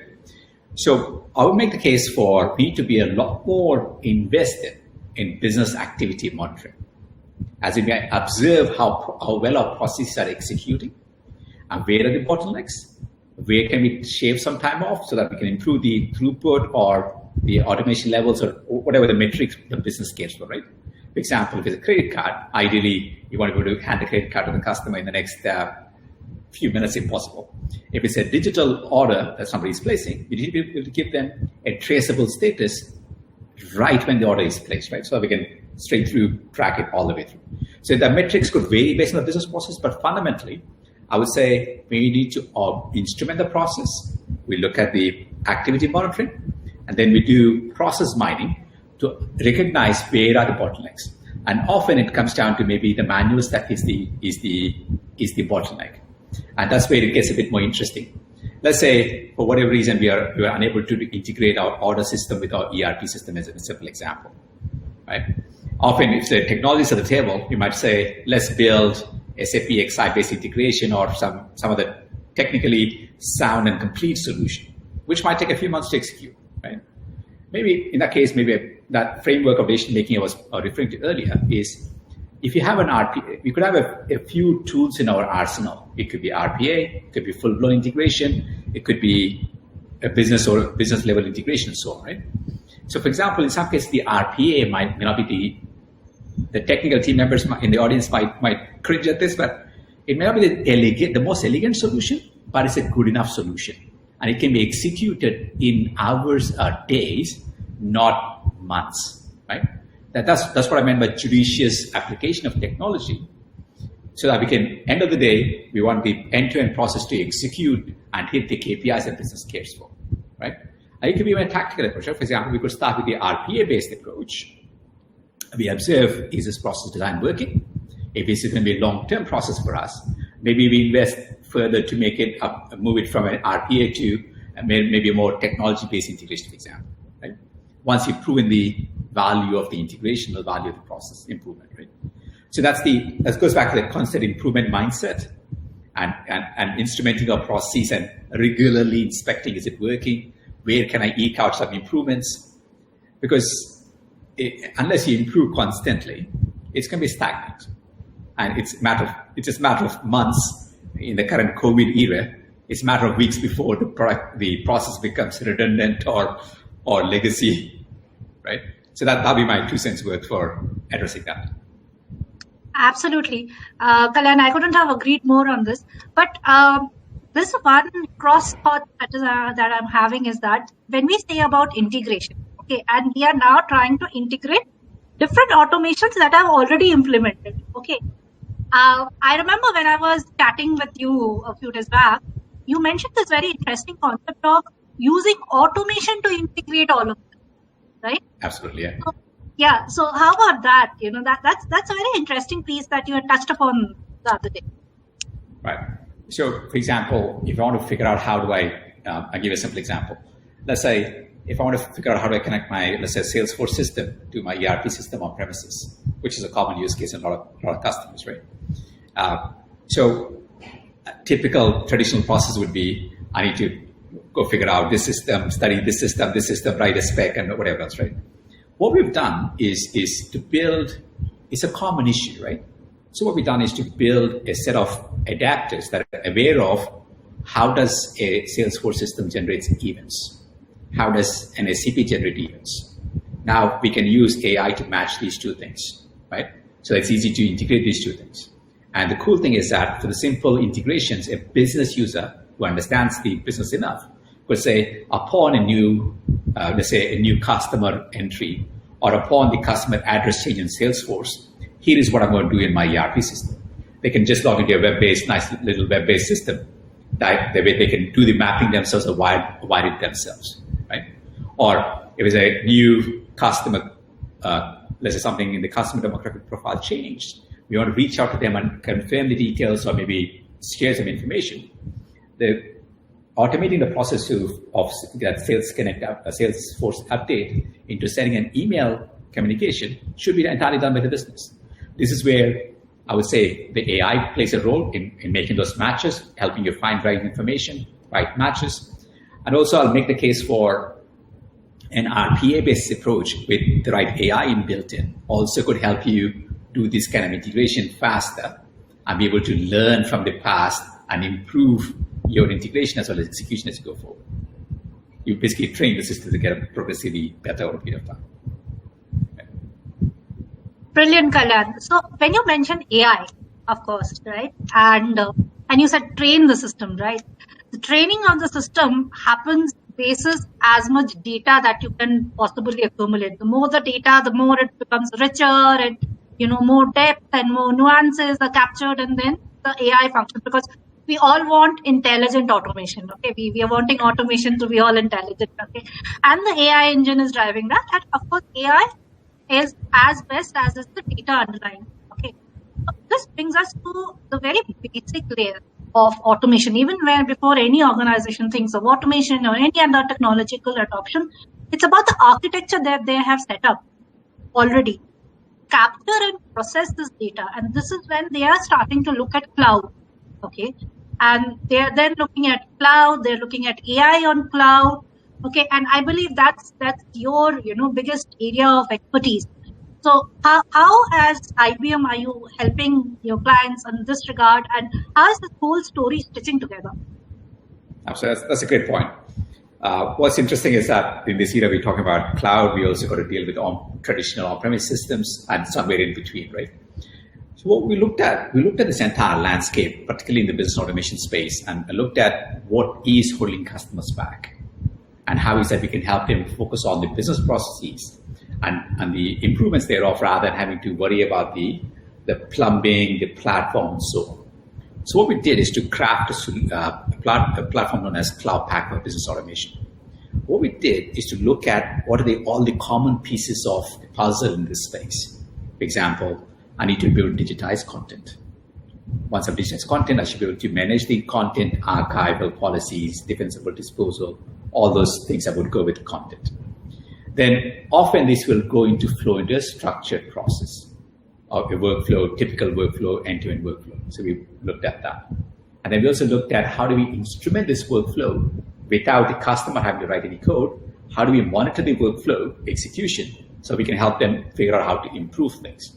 Right? That's how we build the business activity monitoring.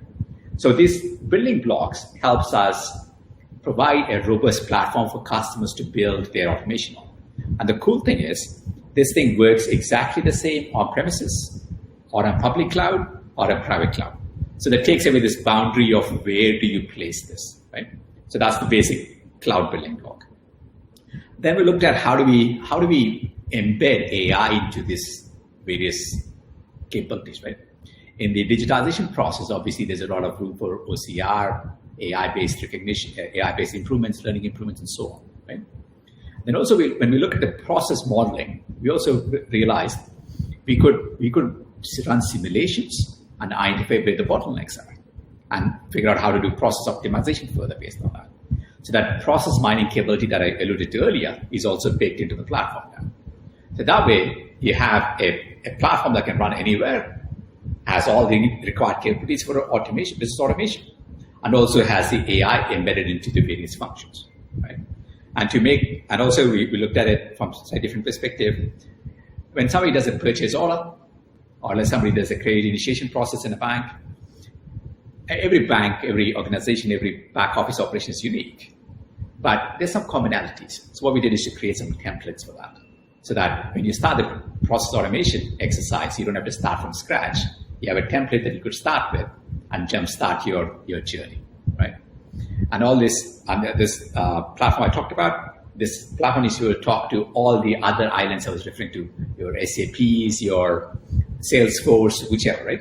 It has all these nice connectors out of the box, application-specific connectors, as well as some technology connectors, which make the process of connecting easier and taking away the friction that we talked about a bit earlier.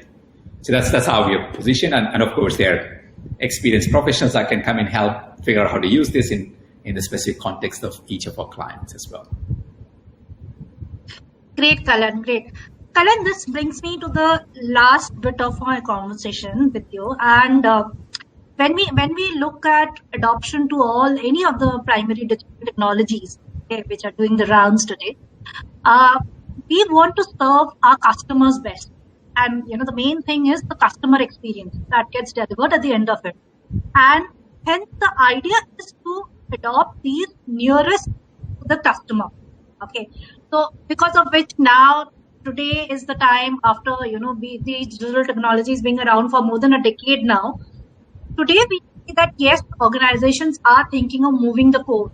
Okay. They are looking at automating core businesses and not just the, supplementary business functions. So something like a BFSI is looking at, or something like that. But this can pose a lot of challenges. And I know you already addressed it in the first big that, orchestration of this, the challenges at the nodes of which are nearer to the customer. How do you address that when you are, trying to adopt automation and you are trying to move your core businesses also, through this technology? Right. I'm always an advocate for customer-centric design. You start with the customer, you look at the customer experience, then your processes reflect what are the outcomes we deliver to the customer, right? So that outside-in approach to ensure that we're always customer-centric. And as you do that, right, when you get the right platform in place, you get the right orchestration capabilities in place. If all your requests go back to one single core system, or it goes to a series of core systems, a simplified core or a hollow the core approach some of our consulting groups talk about, doesn't really matter, right? Because what you're doing is if you're delivering a customer experience, first-class customer experience, and you wire all the things that the customer experience needs in an automated workflow, and these automated workflows can call into core systems or even your suppliers, your third-party support providers in a seamless manner. So that what that approach gives you is the ability to pivot your core functionality, be it centrally managed, outsourced, or broken up into smaller chunks, into more manageable core systems. All of this is enabled as long as we get that process automation and the orchestration and integration right. It opens up a whole bunch of capabilities. And I've seen a lot of customers do that effectively, and it's something fully predicated on the culture, the framework, and the platform. Great, Kalan, great. So I get that. So you reiterated the thought, of culture, platform, and people. But one just going back to this last bit. Okay, I agree that when you have deployed your solution, and you have thought that from the very beginning, the customer is in mind. Okay, But like we spoke of this automation in the very beginning, that when organizations have embarked initially, they might not have. And today they are sitting on those legacy systems where they have automated bits and parts, right? Now they are the ones who are looking to scale. They are the ones who are looking to integrate. They're the ones now looking to move. How do you help them? What's the path going forward for them? How do they, re-orchestrate that bit? They're already halfway there, right? Now they're looking to scale. Yeah. So I would look at in that approach. I would look at two enabling factors. Three enabling factors. The mindset I would take to that is modernizing the existing processes, not replacing, but modernizing, because there's a lot of investment, there's a lot of knowledge baked into that, right? And then modernization could be it may not change the entire process, but you're trying to change how the process works with the rest of the ecosystem. So you upgrade the connectors or how we connect things so that we achieve more flexibility, more stability to improve the process, right? Then we could implement things like BAM on top of that so that we observe the process and identify how to improve it slowly, right? The third thing, which is an interesting factor, is a really interesting human factor. We ran botathons, basically a hackathon for building bots. No IT people involved. We bring in the business users and ask them to, the process, where the bottlenecks are, where the possible improvements are. Here's a set of tools that help you build an RPA-based automation or botathon quickly, right? And then we run a competition across multiple teams within that particular client's business, a botathon within that organization. You'll be amazed at how these people that know where the bottlenecks are, where the issues are, how much insight they can bring into building the bot, which I'm an IT guy. I would say it blows my mind how much insight and how much smart these guys bring to the table, right? So we got to modernize the process, modernize the tooling. We got to also look at how do we progressively upgrade the tooling so that we can get BAM like information and improvement inside, but harness the human intelligence that we already have on where the issues are. And as the system gets built, AI can help, but this human intelligence has a lot of knowledge that's untapped, right? Let's tap that, encode it, and start the scaling process from there on. Great, Kalyan. And you kind of validated this thought process that even we have as to when we are looking at business transformation using any other digital technologies, it cannot be taken further unless, business leaders are working in tandem with technology leaders, right? And thank you so much for reiterating that. So that was very insightful, Kalyan. Thank you for your time. I think you did justice to our tagline today, Shattering Prejudices, because I'm sure, what my key takeaway for me in today's conversation is that we have been looking at integrating different things, but the thing that you brought out is that using automation for the integration itself, that's really, a novel thought, at least for me. I'm sure our audience would have enjoyed this conversation. Thank you for your time today, Kalyan. Thank you, Kavya. Over to you. Thank you. Stay safe. You too.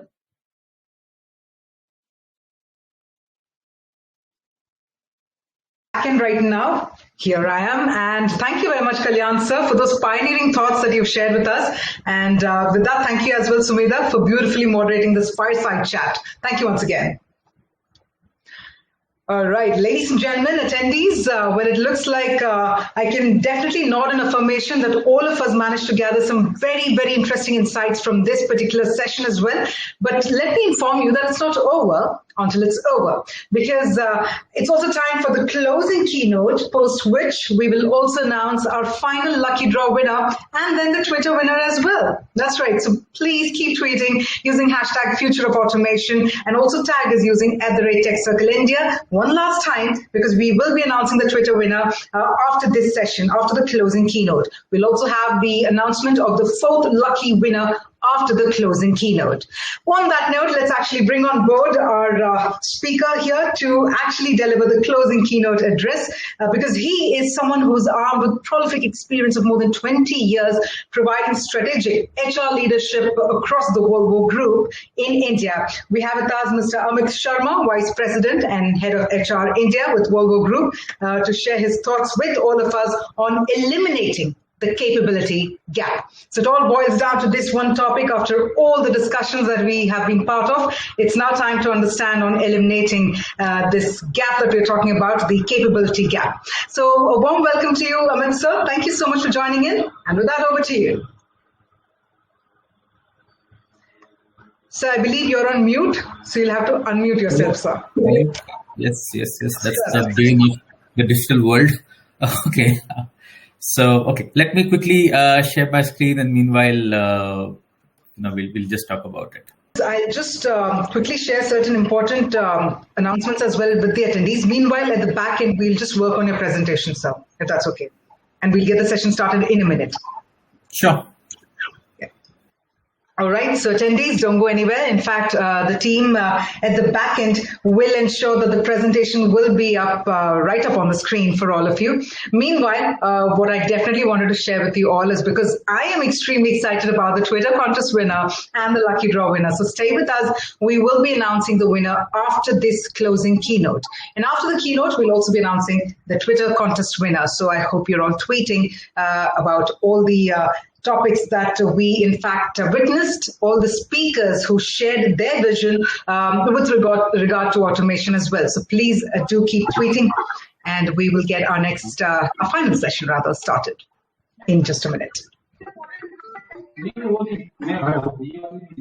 Amit, आपने presentation share नहीं कर रहे थे. Actually, आपको बस screen आ रहा था. I was not able to see the presentation. आप entire screen share करेंगे अपना? All right. So in the interest of time, we can also probably go ahead and also announce certain other details. In fact, we will be having some very interesting set of conferences as well as virtual webinars and conferences happening. So I hope all of you are also heading to the TechCircle website and the VC Circle website and getting to also register yourself for any of the upcoming details. And at the same time, yes, I've just been informed that the presentation is being prepared at the back end, so it'll be right up on the screen for all of you as our closing keynote. Once again, for the benefit of the audience, let me remind you all that the topic that Mr. Amit Sharma was touching upon was to do with eliminating the capability gap. And we will get all these insights running in just a minute.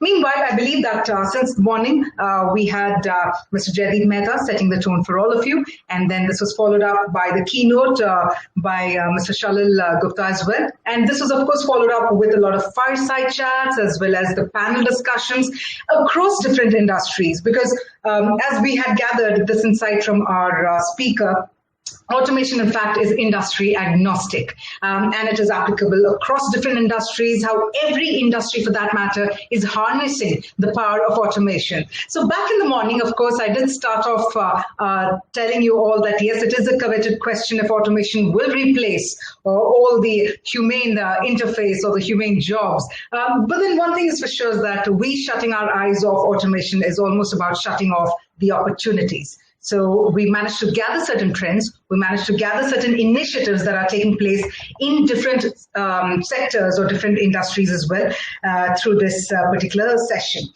With that, I think what we're doing is a little bit of an anticlimax. We'll go ahead and announce our Twitter contest winner for all of you as well. Someone who's been actively tweeting since this afternoon. And the Twitter contest winner is Prateek Jain. With the Twitter handle, Prateek 54962765. That's definitely not a phone number, but yes, that's @Prateek. So Prateek Jain, congratulations. If you're watching us, mighty congratulations to you. And I'm actually taking a look at all the tweets. You've shared some interesting set of screenshots as well from the program, as well as your thoughts on the entire program. So congratulations, and thank you so much for participating so actively. So that's one of the winner for all of you. And in fact, that was a Twitter contest winner for all of you. We also have a lucky draw winner. And I believe we will be announcing that final lucky draw winner. Probably we may do it right now, or we may do it towards the end of the next session. So yes, I think the presentation is soon coming up on the screen. Well, it looks like yes. So Amit, we can see the presentation now. You just need to switch on the camera and unmute yourself. So yes, for the uninitiated, the attendees, the presentation is up, and it's time to once again bring him back on board, Mr. Amit Sharma, who's the Vice President HR with Volvo Group. And with that, Mr. Amit, over to you, sir. Okay, so perfect. So let me just quickly take you through what's really happening. It was a pretty interesting session as I was going through it, being on the backstage. And in the last fireside chat, it very well said that it's not just about technology, it's not just about the processes, but it's also about people. And I'll touch those dimensions here in my final keynote in terms of what does it really mean when we're looking at eliminating the capability gap in this digital era. But just to take a step back, what's really happening and why we're talking about this, though you would have listened it through various speakers, but just to put my thoughts in perspective, the world is fast changing. And if you look at the change which is happening, whether it's urbanization happening around us, or it's about the growing e-commerce which is coming in, the technology convergence which we are seeing everywhere. Whether our mobile phones today are just not mobile phones, they are camera, mobile, recorder, video shooter, everything. Our vehicles have become like that. They are no longer what we call it a mechanical devices, what they used to be at some point of time when I was in engineering college, to a more electromechanical or now I would call it electronic and computer devices now. So it's a complete change which is happening. The social media is completely changed the access, the information flow. It has changed. It has changed the access to people. You can reach out to anybody. You tag the person in Twitter, and it's all over there. You can directly reach out to the person. Similarly, we're looking at the business models. Whether it's Amazon, Uber, and we talk about it that Amazon doesn't own a product, Uber doesn't own a car, or Airbnb doesn't own a room, but they are the ones who are powering these businesses. And then we have different entrants. So all of this, if you look at this, one common theme across all of these, that's technology. All these disruptions which have happened in the world, in the business world today, are primarily happening because of technology. And that's the key thing which is there. And this is something, a quote from ex-CEO of Accenture. He said that digital is the main reason for over half of the companies having disappeared from the Fortune 500 list. Many of you would remember, when we started our corporate life, I can tell you, Blackberries used to be the most desired smartphones. They're the ones who actually started the smartphones in the world. Having a Blackberry used to be a sign of prestige, a sign of, you have kind of arrived in life. But what really happened? There was a digital disruption which happened from Android, which happened from primarily Google and Apple. And suddenly today, the BlackBerry is gone. The research in motion, the company which was primarily around BlackBerry, that's no longer there. So this is something what is happening around us. Again, if you look at it from a point of view of Netflix versus Blockbuster, people who would have seen Blockbuster, one of the key DVD or movie rental companies were there. Fortune 500 company. No longer there, and you have Netflix today, which is one of the leading internet or technology companies. So what really happened to them? Was it that they didn't understand the technology, or was it that there was something else? And this is what we'll talk about it, in the subsequent slides. That what does it really mean when you say, you need to build the capability gap, you have to build that bridge that digital divide, and move forward and go ahead. Similarly, if you look at, this is another comment from the BlackBerry CEO, and who very clearly said that, the typing on a glass cannot really work, because that's something which is people will never accept it. And today, we know where the BlackBerry is and where Apple is. So the key thing, if you look at it, and which is driving change, is technology. And even in our industry, if you look at it, which is transport industry, we're talking about electromobility, we're talking about autonomous vehicles, we're talking about digital, connected, and sustainability. That's the key thing which is driving, this entire change which is there. The vehicles are more electric in nature now. They are autonomous. A lot of vehicles are autonomous. They can move on their own through a central control system. They are connected. They can speak to each other. They have sensors. They can automatically adjust the speed. They can adjust the kind of distance they need to take.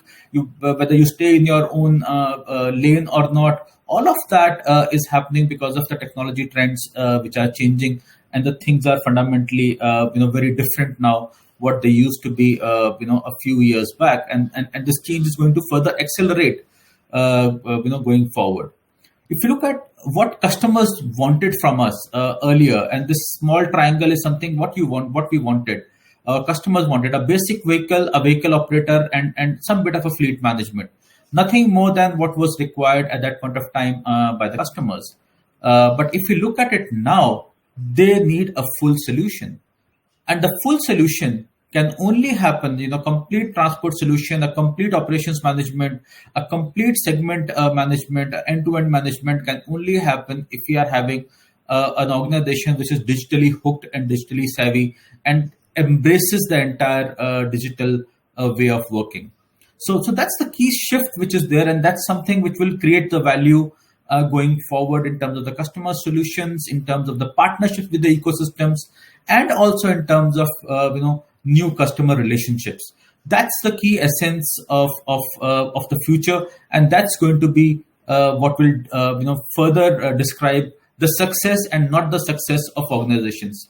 Bill Gates said that we always overestimate the change that will occur in the next 2 years and underestimate the change that will occur in the next 10 years. So we tend to see very short term and don't look at long term. And that's the key difference when we need to look at it from a capability building in organizations. We tend to focus immediately on, when we are getting into a digital journey, let's build some technical skills, Python, Java, C++, all those, technology languages or whatever people need to, put in place. The entire focus is on the technical aspect of it. Whereas, digitalization or automation, it's not just about technical skills. It's a much larger area altogether. There are three big myths which organizations tend to kind of believe. Number one, digitalization is just another fad. If you look at it, a few years back, you asked what digitalization was, somebody would say, hey, I just need to have some kind of a EDP department, and that's digitalization. That's what we used to see when we were early in our career. Then people said digitalization means, we need to have some online presence, so then we are digital. Then we are, on internet. Later on, people said, okay, if we are doing some kind of an analytics, we are digital. But now, if you look at it, digitalization is the completely basic business model of how things are done. That's the business model works around digitalization rather than things have differently in a brick and mortar way, the way it used to be earlier. And the second piece, when people think that digitization is the same, and now there's a big difference between the two. Digitization is only, you are, kind of creating an electronic version of something is there on paper. Nothing more than that. Digitalization is a completely new way of working. If I have a workflow which is on paper and I just move it to an electronic form, that's digitization. If I have changed my, a simple thing like employment form and moved it online, that's not digitalization, that's digitization. Digitalization is a larger ecosystem of how we are doing things together in a tech-friendly environment. And the third myth, which is there, is that it's a responsibility of the IT department. And again, that's no. It's a big no, because digitalization is something which touches every employee, every function, every department of the organization. So that's a major difference people need to understand, and these myths need to be broken if we are able to harness the power of digitalization in organization. Now, what are digital organizations, and how do you really build this bridge this capability gap? Now, there are three elements to it. There's the competencies, and then there's a mindset, and then there is culture.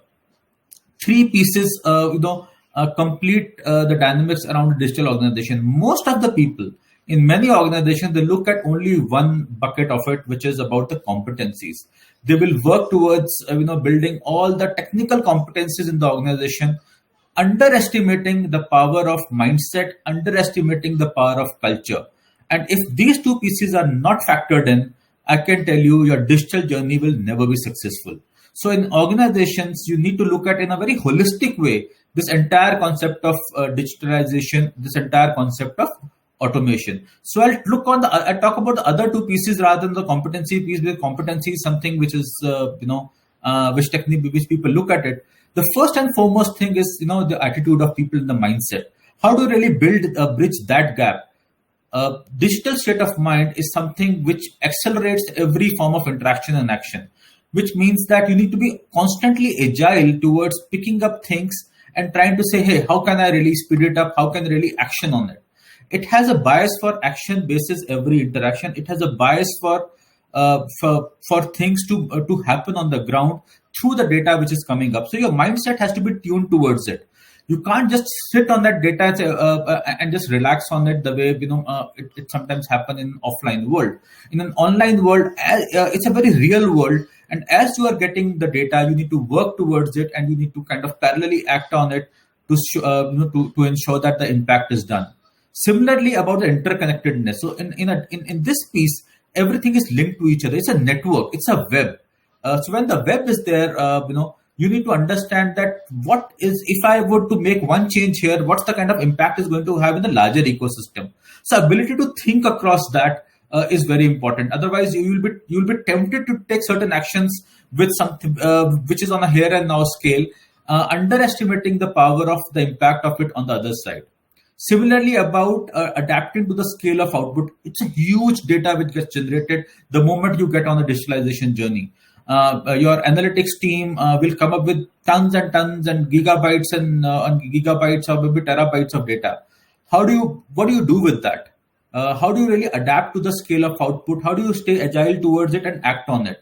That's an important piece which needs to be factored in terms of the state of mind. Do people get overwhelmed with the data, or do people get comfortable with the data? No, that's an important piece people need to understand. Similarly, about facing the shifts and disruptions, sometimes it will give a data which is completely different from your traditional thinking or the kind of approach which you had or your beliefs which were there. Data will show something completely different than the beliefs you are holding. How well you are able to understand that a completely different data set coming in and adapt to it and incorporate it rather than holding on and hooking on to your own ways of working. That's very important. Similarly, working with artificial intelligence, instead of looking at it from a point of view of, hey, this is something which is enabler, how can you really incorporate it into your ways of working and make it like your partner in working and in decision making? That mindset again is very critical. Coexisting with robots, that's going to happen. We're going to have automation. We are going to have people who will do a lot of activities which are there. And instead of getting threatened with it, it's all about how do I really now further enhance my capability to kind of deal with this situation, because today I'll be required to do something which is different than what I was doing earlier, because that piece has gone to a robo there. So it's important that how do we really, the employee moves up the value chain, and the learning agility needs to be there around it. Similarly, it breaks the entire concept of hierarchy. Now, in a digital world, there is nothing called hierarchy, because the data and power of technology is a big equalizer. It keeps everyone together. It ensures that everyone has the same kind of data and the same kind of information. Now, when you have that earlier mindset of holding on to information is power and holding on to information is the key to be important in the organization, that goes away. So how do you deal with that mindset of people holding on to information by power, and suddenly the information is with everyone? So that mindset shift is very, very critical, which we need to bring in if we are looking at this journey. Staying human, very important, because what happens generally is that when many times people tend to take decisions only by data and not looking at what is behind the data. Remember one thing, data will tell you what's happening. A data may not tell you why it's happening. And this is where you need to also have your own skills to actually dig deep into it, to understand the why of it rather than the what of it. And this is where the interface of human versus technology will come in. On one side, you will know what's happening on the ground. And on the other hand, you will have to use your skills, your cognitive skills, to go back behind the scenes to understand why what is happening, what's happening. I think that's going to be the key aspect, in terms of working with technology and working with data. Some of the other things about collaboration and proactiveness is something we say it's important in the offline world, but it's equally important, or rather it's more important in a digital world or in a world of automation. So the state of mind and the mindset, till the time you're not able to deal with that, whatever technology you may implement it will not really work. What can happen is that for example, we had implemented in one of the companies around a complete a manager self-service. In a manager self-service, a manager is supposed to take all the actions for the employees in terms of their compensation decisions, in terms of their promotions, changing their departments, whatever. But if they are not hooked onto it, and they'll always ask their HRBP to go and do it, or their secretary to go and do it, things will not work. So that mindset shift is very important. And the second piece, which is the important piece, is the digital culture.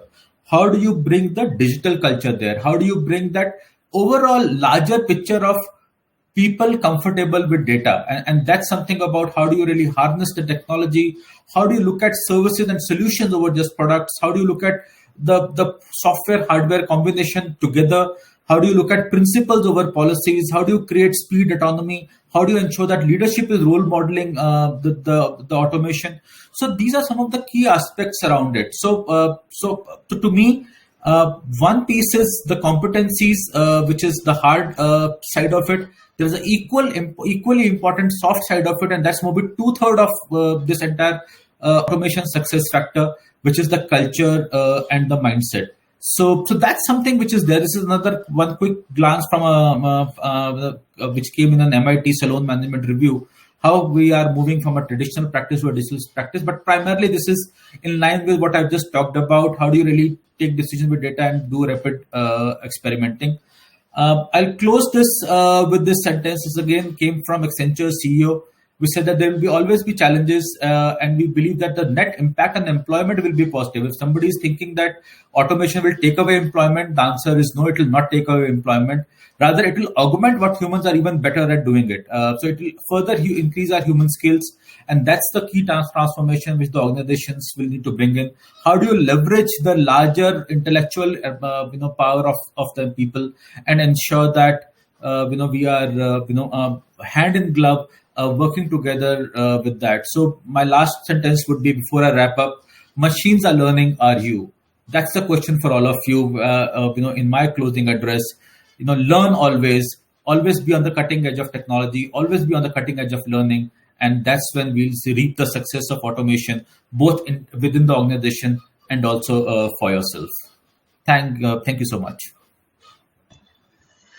Thank you so much indeed, Mr. Amit. I think it was a lucid presentation where you shared some very, very interesting points. You managed to also bust some myths, and you discussed some very interesting trends. One takeaway point that I definitely had was about how machines can help us know what's happening, but we need that human interface to know why it's happening. And I think you've also quoted some wonderful anecdotes and quotes by some famous leaders there. I think all in all, it was a befitting close to this beautiful program of the future of automation. Thank you so much, Mr. Sharma, for joining us. Thank you so much. My pleasure. Thank you once again. Well, yes, ladies and gentlemen, I believe all of us are smiling wide even as we're taking down notes, because there were indeed some amazing set of takeaways from our final presentation as well. So from the look of it, we started off with some interesting trends, initiatives, insights, and then it all summed up with Mr. Amit Sharma's presentation as well. But on that note, it's also time to close the program by announcing our final lucky draw winner. In fact, our fourth lucky draw winner is Yogesh Darke of Adient. So I'm just hoping Yogesh is here joining us online. If he is, then it'll be wonderful to also congratulate him. Yes, I'm here. That's amazing. Congratulations. Thank you so much. Taking the key takeaway from Amit's last line, that is, am I learning? Yes, I did learn a lot of things today in this program. Thank you for organizing it. It was wonderful. And this is a concept, future is automation, and automation is our future, especially the industry that I come from, that is automobile industry. And Volvo presentation was definitely to the point. what we all go through right now.